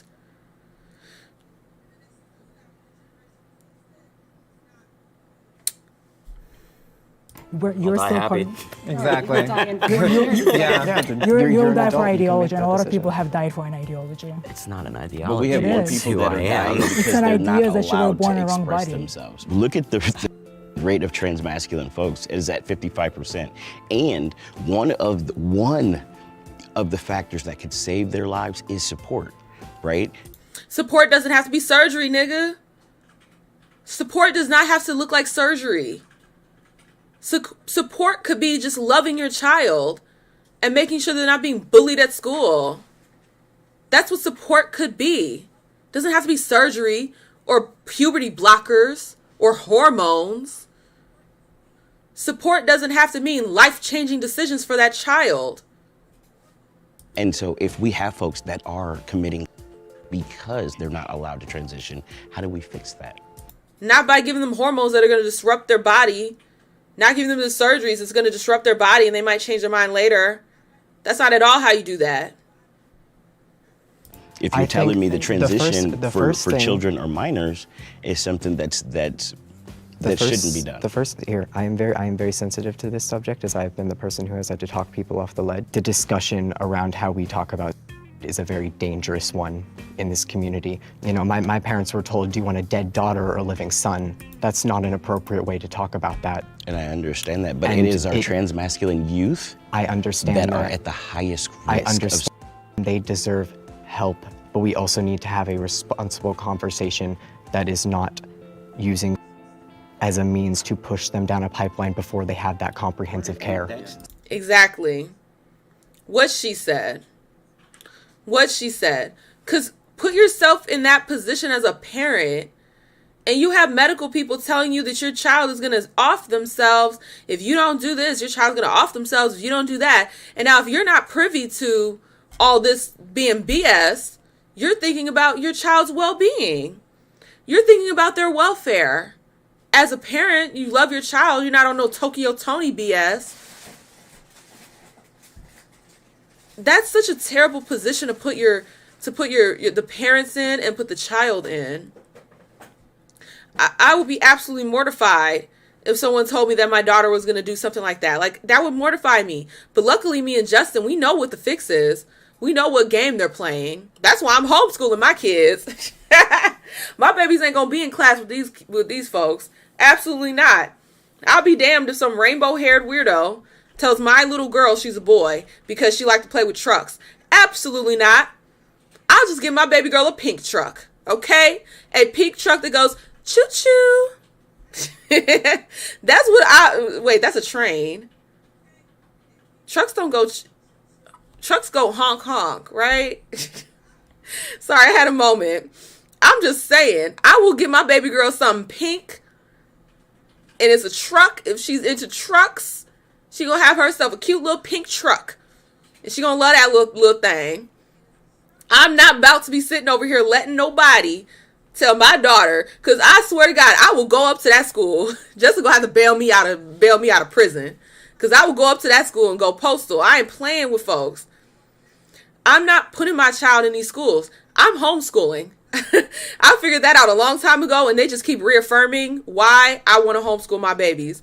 Because you're not going to tell my little black daughter that she should be a boy when she was born perfect the way she is. Absolutely not. Now, will I let her express herself? Obviously, yes.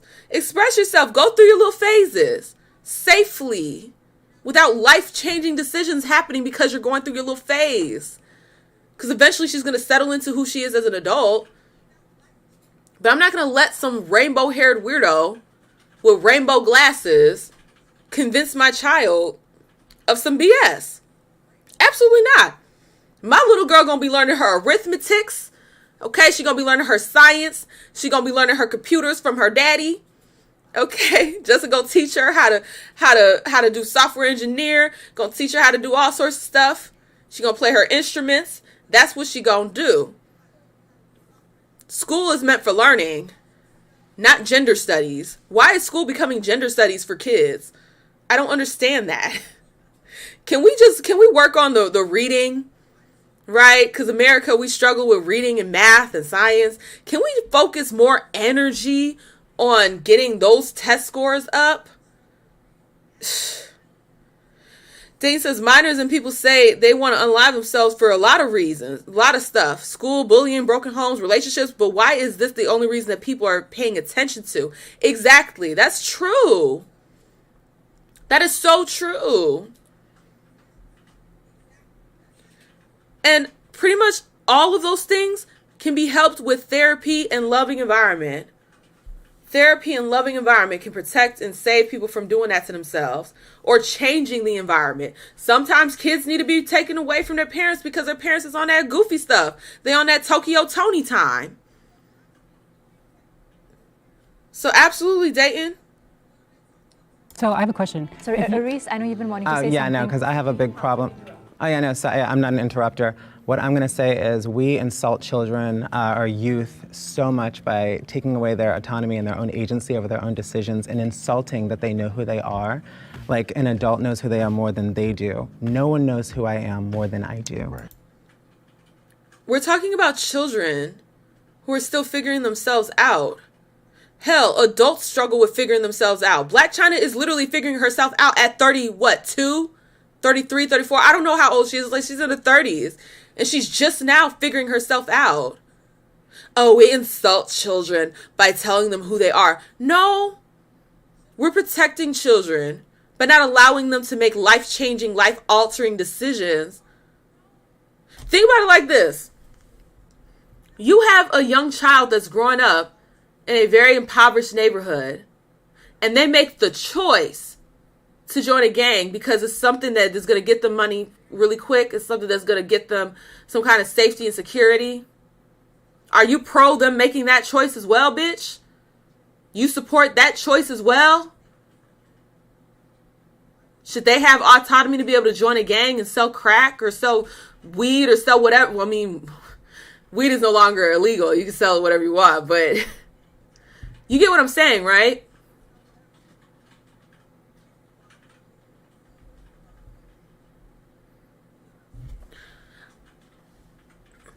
I really dislike this conversation. It really irritates me because it's just like kids cannot make these types of decisions. But weirdos like this push that message and we know where it's headed.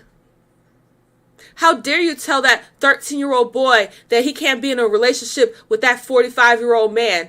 They have autonomy of their bodies. They know what they want. That's where this shit is headed. And it's disgusting. And it's always been that way. I've always known who I was. I've never felt like I was in the wrong body. I just had to adjust my body. Same difference. Same difference, ho. Same difference. And so I think taking away kids' agency and the right to their own body is... And it's always some grown motherfuckers talking about children and the right to their own bodies. Always some grown-ass individuals talking about that stupid shit. But then you have someone that actually was put in that pipeline as a child, and they're saying, no, this isn't it. But your grown ass, with your retrospective perspective, you get to say what's right and what's wrong? Fuck out of here. It's anti-human. I have a question. Do you believe minors should be able to get tattoos or plastic surgery or consent to the list of other... Hold on, That's so different. How is it different? Tattoos are... Actually, I would argue that I would much rather a child get a tattoo than a mastectomy.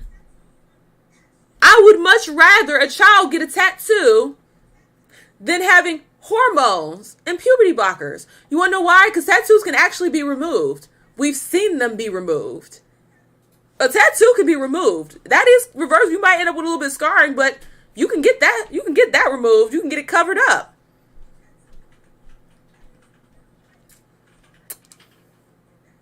I would much rather children get tattoos than these kind of life-changing, life-saving surgeries. Oh, what's up, Beast Smo? You said, damn, it's getting late. I might be head out soon. When you tackle, I'm not one of those guys like earlier, though. Yeah, I'm going to get into it after this video. But you can always, you know, I mean, if you want to, you can always come back and watch it after the fact. I know it is getting late. I was supposed to be on here earlier. I'm sorry. But them contractions was kicking my butt. Understand they are different things, but to what level do we to what level do we give children bodily autonomy over everything they do? Because here's the thing, children need barriers in childhood development. You need barriers, and they need a safe way to push against those barriers. And I worry with the current medical system that instead of giving them a safe way to express themselves and push against barriers, we have taken some of those barriers away. And that is why you see more detransitioners, because those barriers have been lifted. Yeah, they're not just doling out surgeries for children. That's not happening. I had a letter from a therapist in a single visit at the gender clinic office and before that was I had abuse the first. You see, this is the part of the conversation that really pissed me off, because this young lady right here, let me go back to her. This young lady right here, point right here. This young lady right here was transitioned as a child and is telling them, hey, I only had to get this, this, and this, and then they gave me the surgeries. Literally telling them about her experience. And these same mofos that talk about trans kids are valid are invalidating her experience. And she's telling them, look, yes, this did happen to me. Well, that was just abuse. Shut the fuck up. I'm sorry. I couldn't have been her, because I would have straight jumped across that thing and slapped that thing across the face. I'd have gotten physical in that bitch. I'm sorry. Well, maybe I wouldn't have, because that's a whole man. I don't got the body mass to fight that motherfucker. But I'd have stomped off angrily. Okay? I would have left cussing and screaming. But I'm just saying, like, how dare you invalidate her experience? She literally is one of these children that you guys are talking about, and you're invalidating her experience. Been lifted. Yeah, they're not just doling out surgeries for children. That's not happening. I had a letter from a therapist in a single visit at the gender clinic office and before that was I had abuse the first. from that therapist who did not psychoanalyze the rest of your not issues. Right, and that shouldn't. Yeah, because your issues weren't being trans. There were a lot of other issues that you're I have a addressing diagnosis right now. of gender dysphoria as And well. you shouldn't. You were misdiagnosed. No, I have one. Yeah, you had to get. Oh, you're just misdiagnosed. No big deal. Your breasts are gone. You'll never be able to breastfeed your children, and you might not be able to carry a child, but you're just misdiagnosed, right? You're just misdiagnosed. Like, how insensitive of a motherfucker do you have to be? But I'm the transphobe. Y'all some insensitive mofos. How dare you? Absolutely, how dare you? Get a second opinion, honey. Let me rewind that back, because y'all didn't hear that.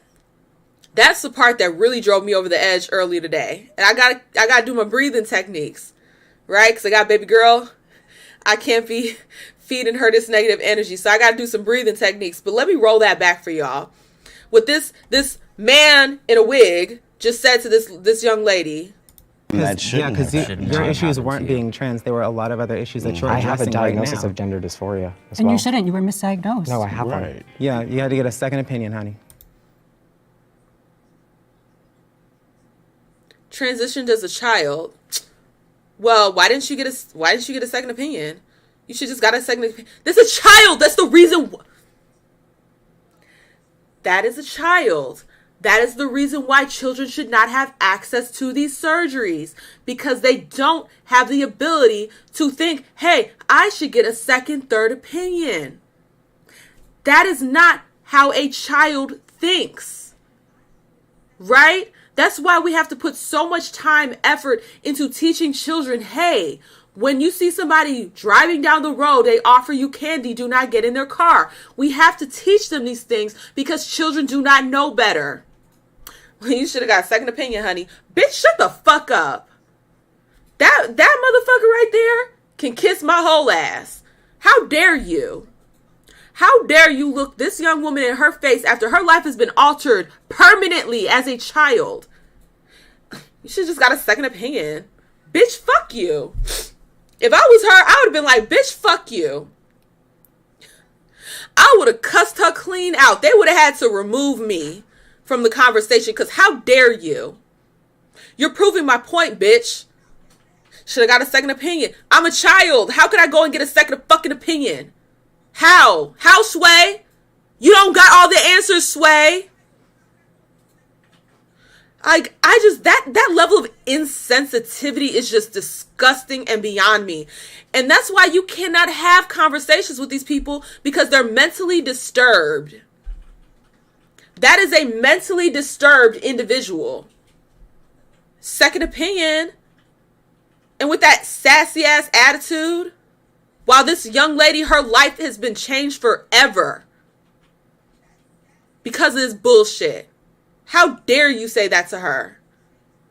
Absolutely. How dare you say that to her? She will never be able to breastfeed her child. She might not even be able to carry a child. And you're telling her, well, you should have got a second opinion. Yeah, at 16.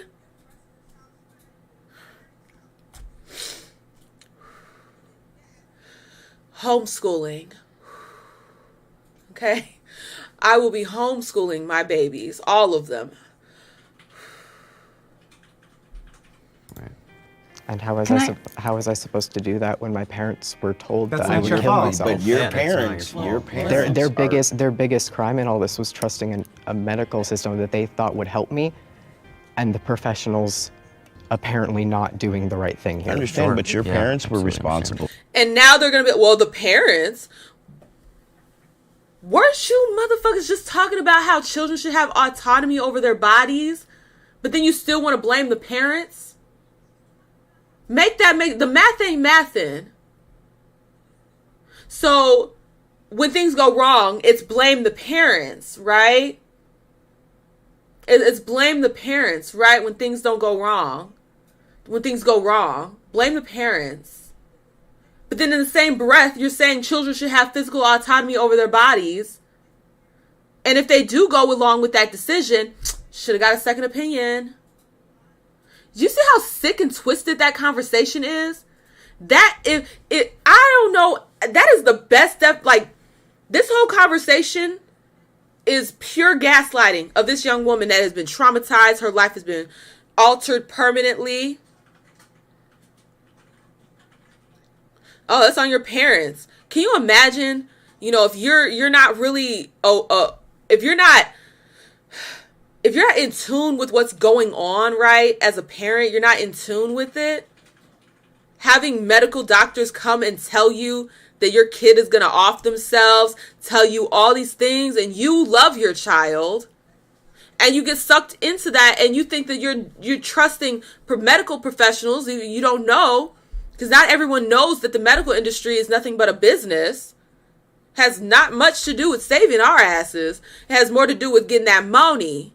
Getting that money in the pocket. Big bank tank all your bank. That's what it's about. Imagine being a parent and you don't know that. You're not aware of that. You're just thinking, I want to protect my child. So it's predatory on the child. It's also predatory on the parents. Because if you don't have the mind to say, look, this is some BS. Y'all messing with me. I'm just going to pull my child out the school system. I'm going to do. And some parents don't even have the financial ability to do that. To take their kids out of school. Homeschool. I'm blessed that I can take care of, because my so-called beta male has afforded me a life where I can, homeschool my children. If you don't have that ability, what are you supposed to do? Seriously, what are you supposed to do in that situation? Let's keep it a buck. This is so disgusting. This whole conversation is just so disgusting to me. It's almost over. Let me finish the video. For the decisions that were made on your behalf. Mm-hmm. I think that what this really highlights is the importance of you sharing your story, because what it shows is that you can't jump into these transitions, and you shouldn't listen to these doctors that push you to transition just because you're feeling a certain way. I hate those play both sides of the field ass niggas. I hate that. Whole time, you're pushing that same narrative. Whole time, you're pushing that same narrative of allowing children to make these kinds of choices. Well, it just goes to show that you can't believe. How is a child supposed to decipher all of that? How is a child supposed to decipher all that? Seriously. Give me 1 second. Okay. How is a child supposed to decipher all of that? See, that video pissed me all the way off. I swear to you guys, that thing pissed me off so badly. When I was clipping that, and that's not even the full conversation. That was just, it's just so disgusting to me. How children are being taken advantage of and then gaslit when they detransition. Like, the way they talked to that woman was disgusting. And my heart really goes out to her, because I would have went angry black women on all of them motherfuckers. I'd have been putting cases on all you niggas. I would have been up there acting a fool. They talked to me like that.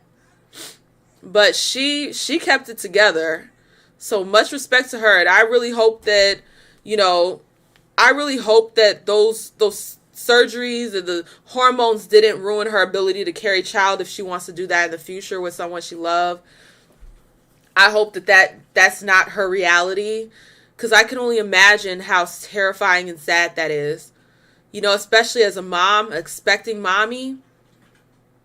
I can't imagine being in that situation, not knowing if I'll be able to have my daughter. Being with Justin and then sitting there worrying if my body would be able to have a child. That is such a terrible position to be in as a woman, because we're designed to carry children. That's absolutely not. That is such a sad situation to be in. So I really do feel for her, and I hope that things look up for her, right? And the rest of those sons of bitches, they can kiss my ass. Well, not the other gentleman. He presents as a woman, but that's a man. He accepts being a man. He's, you don't really know. I remember his name, but my heart goes out to him as well. Had those surgeries, and now you can't regrow your penis. Like, you can't regrow it. Once you cut it off, it's gone. So it's like, I feel for him too. But I'm the transphobe. I'm the transphobe because I feel for these people, and I want them to be able to regain their lives as much as possible and avoid having more people in that situation. But I'm the transphobe. Okay. All right, y'all. I know y'all been waiting for this Fresher Fit. It's not only Fresher Fit. It's also Charleston White and his weirdo ass. So it's a couple people that need to get roasted in this video. So let's go ahead and get into it. We forcibly used to white girls. We used to put crack in their cigarettes. Woo! Whoa! I told you. Shit. I told you. Yo! I told you. Hey! Yo! I told you. So. Excuse me, did I hear that correctly? Now, I thought this was some conservative nigga. Isn't Charleston White one of those conservative bootlicking niggas? That's what I always saw him as. But then you hear him say shit like this. Oof.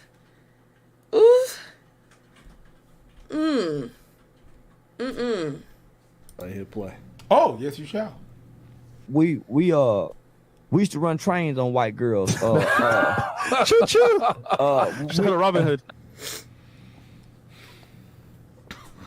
It's okay. We're just running trains. Not the worst thing in the world. If a girl want to have a choo-choo train ran on her, Oftentimes, they don't want to. I'm not saying that it's always the case, but oftentimes, when you run a train, they are being set up. And that's the problem with choo-choo, is I didn't buy the tickets for all those passengers. Yo, they go to the apartment, there's one dude there, oh yeah, that's just my roomie, whatever, whatnot. Then they getting it on, and then next thing you know, the door opens and 4 or 5 niggas come in. The train thing, yeah, it's a funny thing to joke about and stuff like that, but the reality is... Funny for who? That's what I want to know. Who's that funny for? Clearly it's funny for Funky and Fraud. Clearly they find that shit hilarious.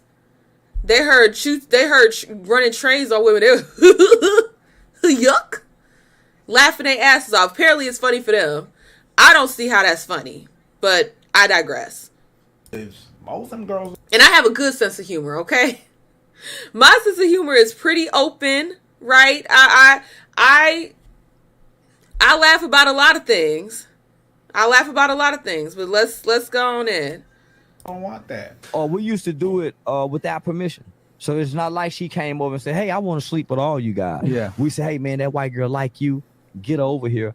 And then we put... Oh, shit. Yeah. And then we put... Oh, shit.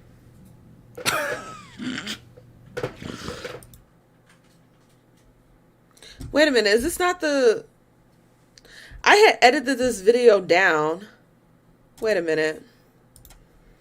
Why is it showing the full video? Am I going to have to go through and cut through this? I had edited this down to the clips that I wanted to react to. You know what? F it. I'll just react to the whole thing. I'll just react to the whole thing. It's okay. Just skip through it? Yeah, I will. Oh, this dude just admits to raping women on your platform, and your response is, oh, we got to move this to Twitch. Manosphere is law. Firstly, FNF had them on. Doesn't mean they support him. Hey, let's move it to Twitch. Because this conversation is just too wild. Let's move it to Twitch. But if a woman were on their platform and said something crazy, they're kicking her out of the studio. This man just admitted to raping women. Why aren't they kicking him out of the studio?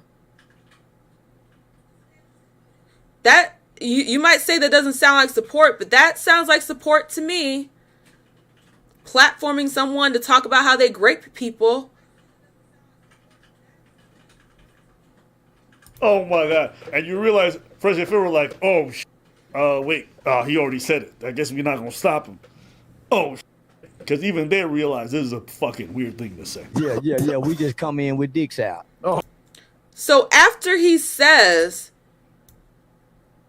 that, yeah, we raped women, you see funky ass over there laughing.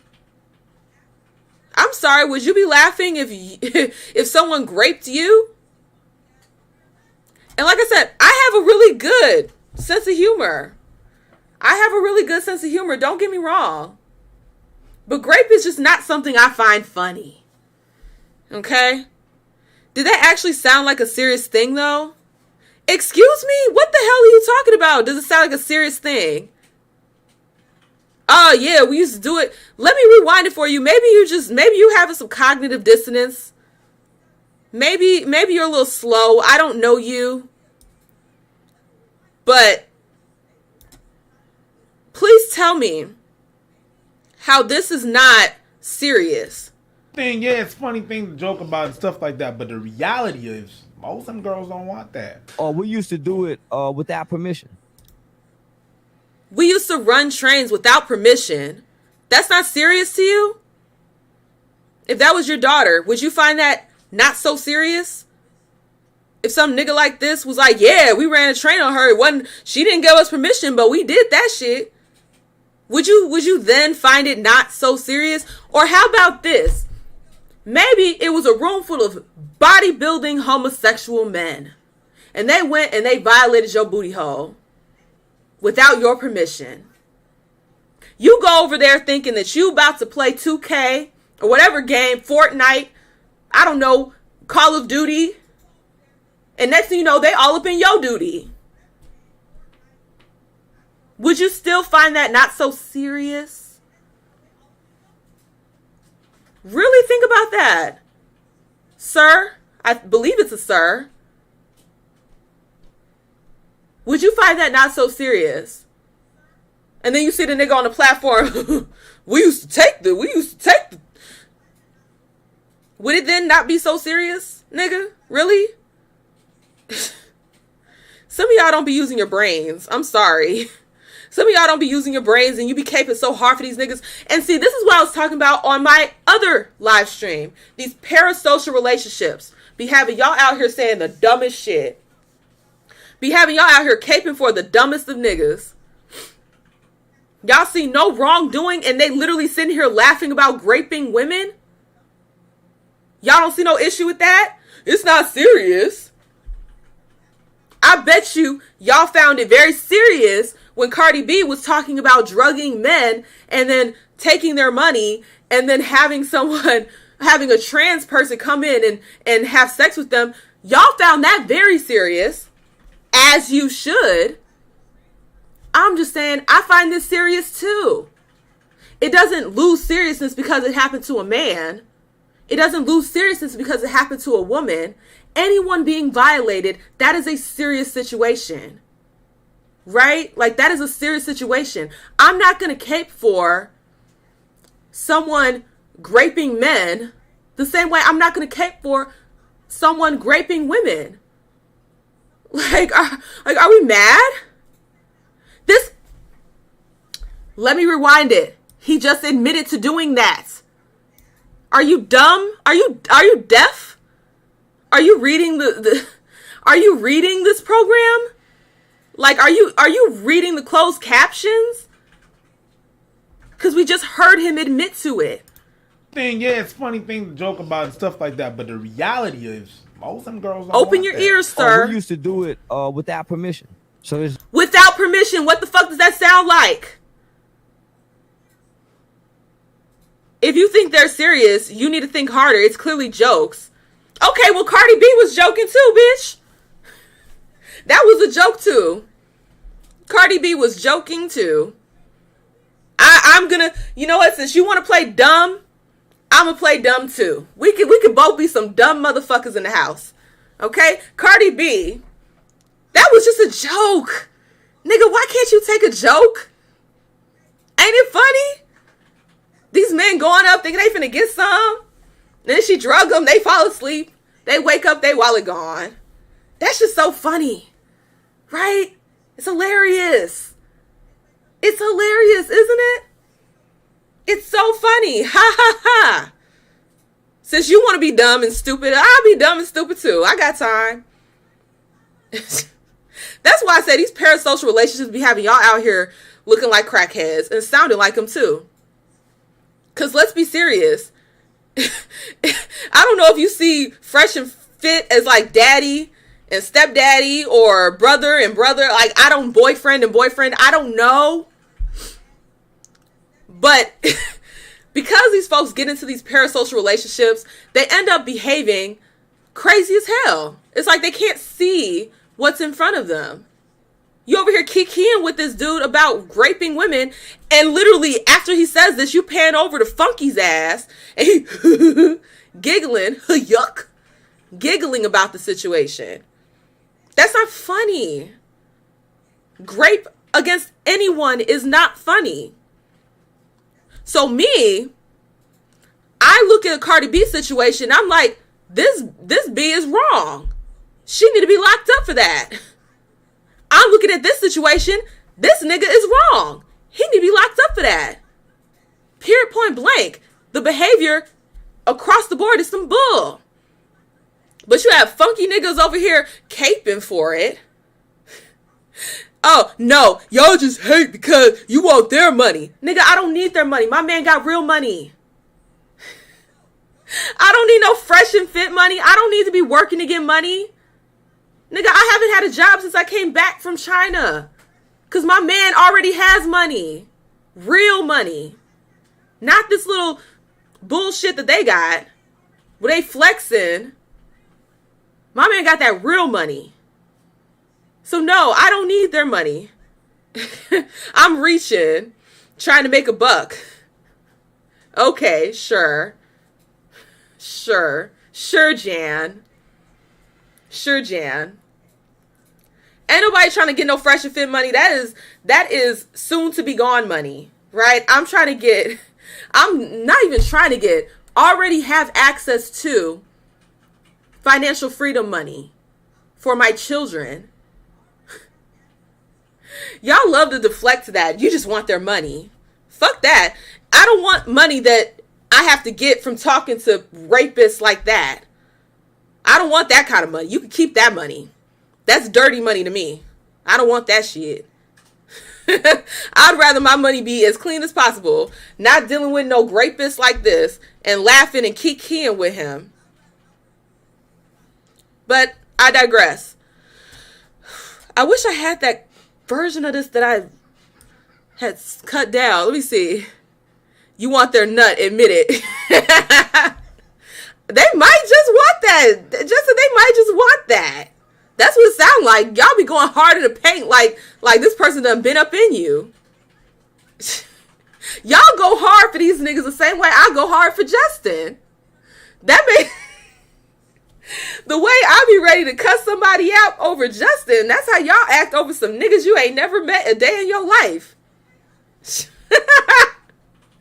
That's funny to me. I find that hilarious. We just come in with dicks out. Oh shit. Yeah. Oh. Does that look like somebody that is detesting that behavior? Is that what that look like? Seriously. I swear, some of y'all some Helen Keller ass niggas. Some Helen Keller ass niggas. Because we can't be watching the same video. Right? We can't be watching the same video, listening to the same video. It's not possible. Because anyone with two brain cells to rub together sees how this is a problem. Yeah, we might have to go off Twitch. Yeah. Okay, Twitch. Yeah, A dude literally just got on camera and pretty much admitted she didn't want it. We just showed up with dicks out, and things happened. Now some of you might be like, "Why did she fight or whatever?" Imagine a bunch of dudes and you trap. That's why they lured her there. That's the thing. It's like, okay, clearly you have listen. Is this person? I'm telling you, you must be reading the captions, because I literally just mentioned my man. Oh, you're just Fresh and Fit haters. Try to make a come up. Why don't you be a good woman and maybe you'll find a man? I have a man, nigga. I'm engaged. We have a child on the way. I live with my man. I go to sleep to my man every night. I take care of my man. I'm just saying, my man ain't had to do his own laundry since I got here. We both like to cook, so, we both will cook for each other, but I've cooked for him more than he's cooked for me. I take care of my man. He ain't no damn, I'll say this, he ain't no damn incel either. Okay? Those needs are met too. So I don't know what the fuck you talking about. I don't know what the hell you talking about. if you guys want to get involved with her and do this, that's fine. Just tell her beforehand, see if she wants to do it. No, you wait till she's there, where she's surrounded by dudes who are bigger and stronger than her, and then you pop it on her. Okay. Well, when the police come for your ass and you say it was consensual, you won't get any of my sympathy. They can throw your ass in jail. Because you're not only out here self-snitching, but you doing shit that's fucking disgusting. Okay. Manosphere's law. If someone grapes your booty hole, please tell us the story so we can laugh. If that happens to you, since it's a joke, if someone goes ahead and grapes your booty hole, please come back to one of my live streams and tell us the story. Hell, I'll figure out how to open up the phone lines so you could tell us the story with your own voice about how your booty hole was ravished, and we can all laugh about it. Because grape is a joke. We can all go ahead and laugh about it. When your booty hole gets violated by some bigger man, we can laugh about it. We can laugh together. Right? We can have a whole session of everyone just laughing at how your butt got violated. Hell, I'll make some t-shirts. Manosphere's law. Wait, let me. We can make some t-shirts. t-shirts, nigga. And we could have a whole session. We could do an entire comedy special on Netflix about how your butthole got graped. Since it's so freaking funny, nigga. We can do that. Please. Let us know. Let us know and tell us that funny story so we can all have a good chuckle, a good laugh, some knee slappers. I swear, some of y'all got some serious issues out here. It's those parasocial relationships. Can't do no wrong. Their heroes are infallible. Doesn't matter what they do, what they say. They got such a hard dick for them. They don't care. It's just like these, you know, they talk about these women that get in these relationships with these ancient men and they keep taking them back. Like, what are these dudes doing to you? What are they doing to you? Just like how I said, the MAGA hats got some kind of chip. Is there some kind of like wavelength being sent through the ether when you watch those videos and it's just reprogramming your brain to be stupid? Or maybe you just showed up to the conversation stupid. I don't know. Maybe it's both. Talking crazy. It's a joke. Grape is a joke. It's not funny. You wouldn't find it funny if it was you. You probably wouldn't find it funny if it was your daughter or your son. I don't think you'd find that funny at all, sir. Verbally abuse women. You got, and I'm mentally abusive, and I do some psychological abuse. It all wants what the do. I'm a man that strongly believe that some women need their ass whooping they pussy too. So what? That sound like a joke to you? This dude says it multiple times in different ways, different fashions. Oh, I believe you some women deserve their vaginas taken. Would you feel the same way if a man got on there? Because women can't really take your butthole. Would you feel the same way if a homosexual man that's big and strong and can take it was saying these exact same things about a man's butthole? Would you feel the same way? Or would you feel violated even just hearing that? As a woman, I feel violated hearing a man say that. Or better yet, a male, because no man talks like that. I advocate rape too for some people. Oh, but he's joking. Oh, they just joking, nigga. They just joking. Yuck. You just don't get the joke. You just don't get the joke. You have no sense of humor. Shut the hell up. Yes, I have no sense of humor about grape. Because that's very traumatizing for people, dumbass. To go off Twitch. Yeah. Okay, Twitch. Yo. Hold on, homie. You got to think about it. We're kids, right? We're kids. Yeah. Because not only it was a different era. It was a different time. Oh, we're going to write it off as this different era. It's a different time. As if grape just needed a PR. Just needed some PR. Some public relations help. It's just a different time. Let's just write it. It's just a different time. What kind of argument is that? Like, what? What?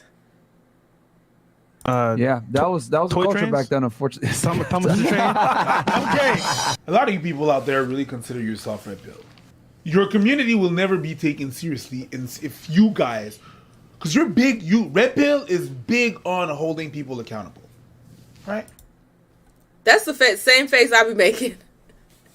That's the same face I be making. You know, the more you listen to this type of content, that's the face you end up making if you're actually listening. Like, if you're actually listening, like, you know, it's that pick and choose accountability that I don't like, right? Like, I have no issue with folks being held accountable. Do not get me wrong. I'm all for holding folks accountable. Everybody. I see it as everybody. Accountability for all. It's rated E. So the moment you get on here and you only want to hold one side of something accountable and you want to overlook it when somebody else does it, I have a problem there. Just like that dude from earlier. I brought the whole Cardi B situation. And he's in the freaking comments talking about, oh, well, you know, Cardi B wasn't joking. Clearly this Charleston nigga wasn't joking either. How is it not both wrong? Cardi B is disgusting for doing that to men. Charleston is disgusting for doing that to women. It's disgusting across the board. I'm not going to sit over here and cape for Cardi B because she's a woman. I'm not going to sit over here and cape for Charleston White because he's a man. And nor am I going to write it off as just jokes. I'm not going to write it off as jokes. It's not funny. When did grape become a joke? I'm sorry. When did it become a joke? I don't find it funny talking about men getting raped. I don't find that funny. Just like I don't find women talking about women getting raped as funny. I don't see it as funny at all. But yeah, they're just joking. Fresh and Fit, they're just joking. But they'll Frank Castle a woman that, you know, disagrees with something, but a man getting on their platform and talking about how he grapes women. Oh, let's just move it to Twitch. Yeah, let's just move it to Twitch. Ew. Like, ew. But they're the kings of holding people accountable. But they give no pushback to a man saying that he grapes women. And it's like, you know, like I said, I'm all for men having spaces to have the conversations they need to have. Like, I'm not against that. I understand that the mainstream media has a lot of misandrous bullshit in it. I understand that. But when people are having conversations like this, laughing at grape, how do you expect to be taken seriously in that aspect? If those are the people that are being propped up, people that laugh at grape, like, you're not gonna, like, how do you expect that movement to go anywhere when those are the people that get pushed in the forefront and not people that are actually having real conversations to help men, to help guide men, to help them grow and be better and make better decisions for themselves and not get invalidated? Like, just like, you know, with feminism, there are conversations that could be had about women and our well-being. But because these idiots are in charge of feminism and all this other stuff, the conversation is bastardized. The things that we could actually be working on fixing. Granted, I think a lot of the stuff is already fixed. Don't get me wrong. The things that could be a little bit better, we can't even get to those conversations because the idiots that are in charge of feminist movement are on some bullshit. They're actually very anti-woman. That's what happens when you have movements that are led by people that ain't worth a damn. So that's the face you end up making when they talk about accountability, but they only hold some things accountable. Don't make no sense. You want to hold women accountable? If you got those people in your ranks and you do not hold them accountable and you invite them on your podcast to get clicks and views and this and that, whatnot, your movement will never be taken seriously. You cannot, like, not understand, like, these people are calling us misogynistic and not understand why. I mean, you got dudes literally advocating for violence against women. I'm fine with you being red pill. Do your thing. And I understand there's certain people that are red pill and this and that. They don't think like that. The minute these guys are associated with you, and the minute you got these clowns inviting them to, and just not saying nothing like, whoa, okay, not holding them accountable like they hold women accountable all the time, like people getting off, just not saying anything, just getting off and leave and getting, you know, get the fuck out of here and this and that. And whenever dude like that on, you don't say shit. If you don't hold them accountable, we won't take you seriously ever. And that's sad because, like I said, there are a lot of issues that men have to deal with, but because you got idiots like Funky and Fraud, you know, leading the movement, whatever, and they're not alone. There's plenty of other idiots up there. How are you going to actually get things changed for the better? There's so many things that need to be fixed as far as family court goes. I remember seeing this one story about this one man. He was trying to get custody of his kids, and they gave the custody to the mother, and the mother literally murdered the children because she was upset with the father. And he was trying to get custody of his kids. And it was like the court system had this weird thing where before he could open up a different case, he had to return, because he had custody of the children, he had access to them, he had to return the children to their toxic, crazy ass mom before he could open up a new case to get full custody of his children. Before he could do that, he had to return the children to the crazy ass mama, and that bitch murdered the kids. That's a real problem that needs to be fixed. But how can you use the movement to fix those things when you got those fucking idiots leading the charge? And they're laughing about grape. There are real life problems out here that need to be fixed. But niggas is over here sitting here laughing about grape. Like, I can't, y'all. Like, I really can't. Like, how? How, Sway? It's like you want these problems to be fixed, but you got weirdos like this being invited to these platforms to have these conversations. Why can't you have conversations about things that will really, truly help men? Like, I don't get it. Motherfucking ass out of here. If you got a problem with what I say, I don't believe women shouldn't be beat. I think it's okay to whoop a hoe. You can't tell no man what. Forcibly ran train. We forcibly used to white girls, and we used to sneak crack in the white girls' cigarettes to fuck them. We didn't sneak nothing in they drink. You lying on me. We didn't do the black girl like that. Only white girl, white boy. Now get mad now. Ew. Ew. Y'all don't see a problem with the same dumb motherfucker that was up in the chat? I mean, y'all got him the fuck up out of here. Right? Y'all got him the fuck up out of here. But he over here is a joke, man. Him talking about raping all these white girls. This is a joke. You see him laughing. It's not funny. Like, it's not funny. I can't, y'all. Like, I really can't. I'm trying my best not to get too in my feelings. I'm not gonna get too in my feelings. Like I said, I'm carrying around. Did Sandra say yeet? I don't know. Did I? I'm carrying my baby. I gotta be careful. Okay, not to feed into some negative energy into her. I want her to be healthy, happy. So I gotta take a deep breath. I gotta take a deep breath. Right?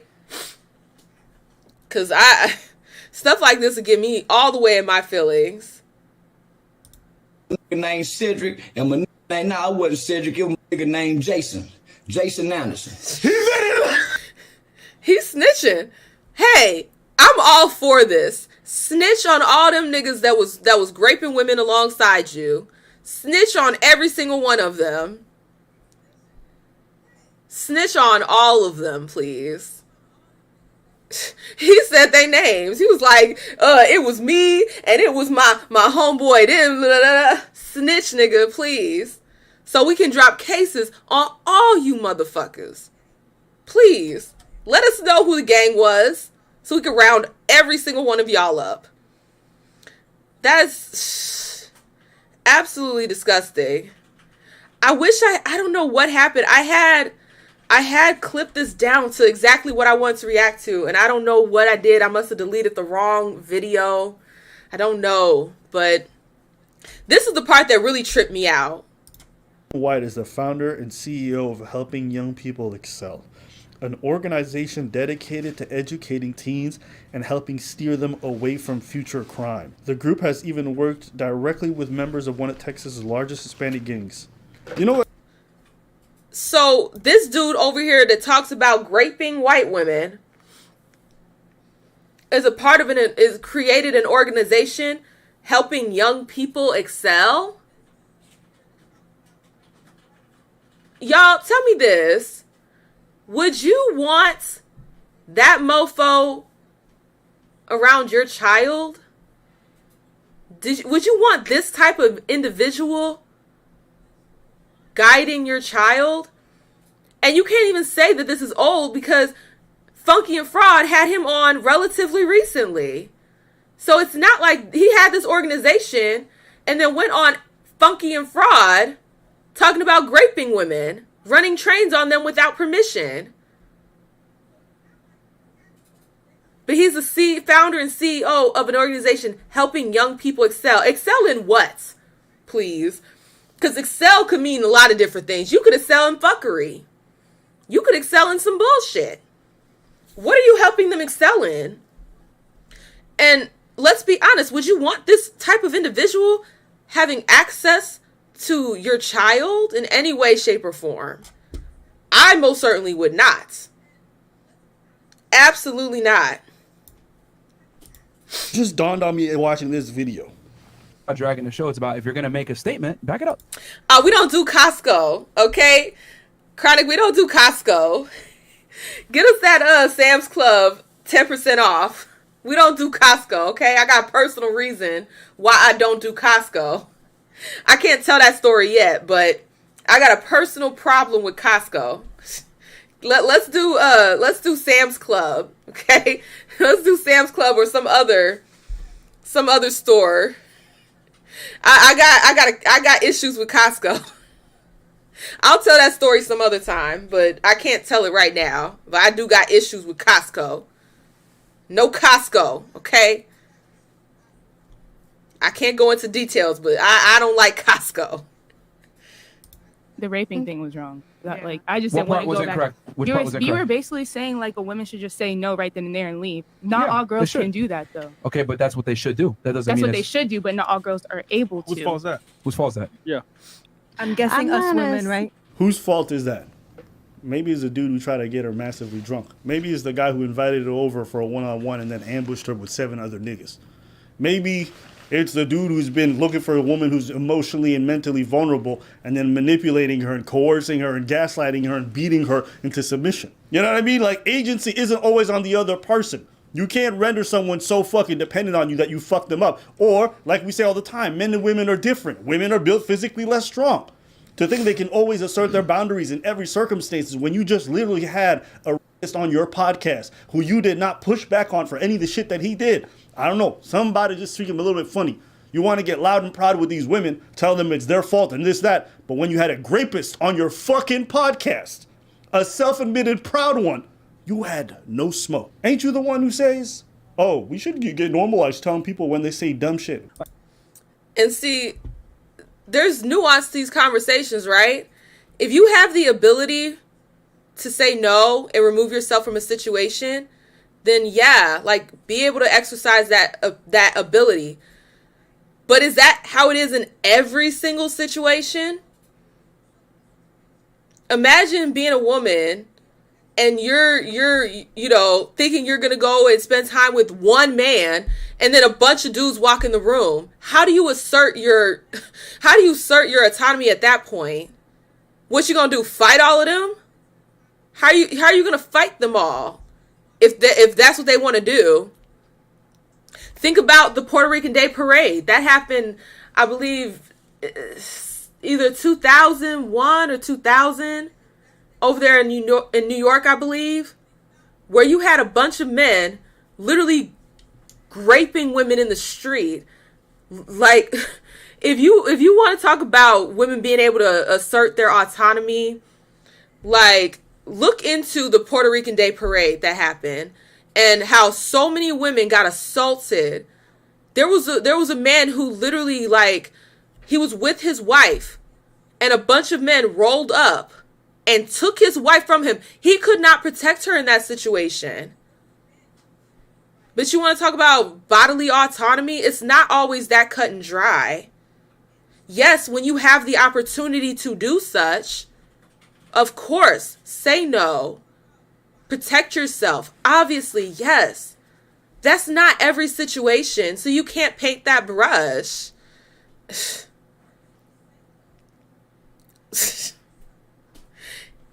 Yeah, Myron's not black. Let's just we don't claim him either. Like, we got to go back to telling people they're stupid. We need to go back to bullying people, letting them know no, that's not really how the world works. You sound dumb. Change your way of thinking. But we don't bully people no more and tell them they're dumb. You need to go back to doing that. Where's that energy for him? You didn't say nothing. This man came on and said he did one of the most despicable things a human being could possibly do. And what they say, we need to put this on Twitch. We need to put this on Twitch, you guys. That's what he said. They was kikiing. They didn't want to stop the conversation. They just wanted to move it to Twitch where it's a little bit safer to have the conversation. They didn't give any pushback to a rapist getting on there. They did not give any pushback to it. So, this is why I say they are a bunch of freaking hypocrites. I think that's pretty much all I needed to react to from them. This is why I say that Funky and Fraud are hypocrites. Because they talk all this bull about accountability. They had a moment, an opportunity to hold this male accountable. And they chose not to. They chose not to. They chose to literally kiki with someone who is laughing about grape. So it leads me to believe that some of these people that talk about accountability, not all, but when they talk about accountability, it's always just to point the finger at somebody. It's never to really hold everyone accountable, right? It's never really to hold everyone accountable. It's just about holding their perceived enemy accountable. And that's why I can't rock with some of their stands. Their stands be getting on my last nerve, my first and my last nerve. Nope. They stands be getting on my nerve because they refuse to see it. We had some idiots in the chat earlier. Literally, they're talking about raping a woman. It's just a joke. They don't agree with it, but they're sitting here kikiing about it. Now, if I got on live stream with Cardi B and she was telling her story about drugging and raping, not raping, but drugging men and taking their money and taking their wallets and stuff, and I was laughing with her about it, you would say that I support that behavior because I didn't push back on it. And you would be absolutely right if I were to do that. In this situation, that's exactly what they did. They kikied. They kikied about it. Period. Are you out of here, Beast Mode Clutch? Oh, you said I came to be entertained by chat comedy and it was satisfying. Yeah, it's a joke. It's a complete joke. Okay, we all got jokes here. People that think that raping women is a joke. I don't get it, y'all. But look, it's getting late. It's getting late. My feet are re-swollen. Okay, they were swollen earlier. I laid down. They went back to normal. I got little sausages on my toes right now, you know, pregnancy weight. But it was good. This was real. I really enjoyed watching these videos with y'all and chopping it up and going ham on some of these weirdos in the chat. That was fun. Right, like, yeah, let's joke about that. Let's joke about all these things. It's like, no, these things are not jokes. But I digress. Look, I'm going to go put my feet up, right? I'm going to put my feet up. I'm give me some beverages and I'm going to call it a night. I gotta take care of myself, y'all. That's how it is when you're pregnant. You can't be sitting around, walking around on sausages. You got to let your feet elevate so that they can go back to their normal size. But I do appreciate each and every one of y'all for rocking with your girl. This was fun. And we'll definitely do this again. Hopefully, well, I don't know. I want baby girl to come. So I can't say hopefully next week too. We'll see. We have to play it by ear because we never know when she's going to come through. We never know when I'm going to go into labor. So as soon I inspired you. Okay, cool. Cool story. I'm glad I can inspire folks. But look, if baby girl does not make her appearance next week, I will see y'all next week. Hopefully I'll have some time to get some more videos filmed and prepared. You know, if you like the content, definitely check out my other social medias. I do have a website, okay, sandrafaye.com. I have blogs up there. I have videos that are exclusive to my website. So go ahead and check that out. But other than that, I will see y'all next time. Deuces. If you like this content, you already know what to do. Like the video, share the video, leave a comment, and definitely subscribe. In the description below will be all of my sneaky links, including Instagram, Twitter, and the Sandraland Discord server. So go ahead and check that out in the description below. But thank you so much, and I will see you either with the next live stream or the next video. Bye.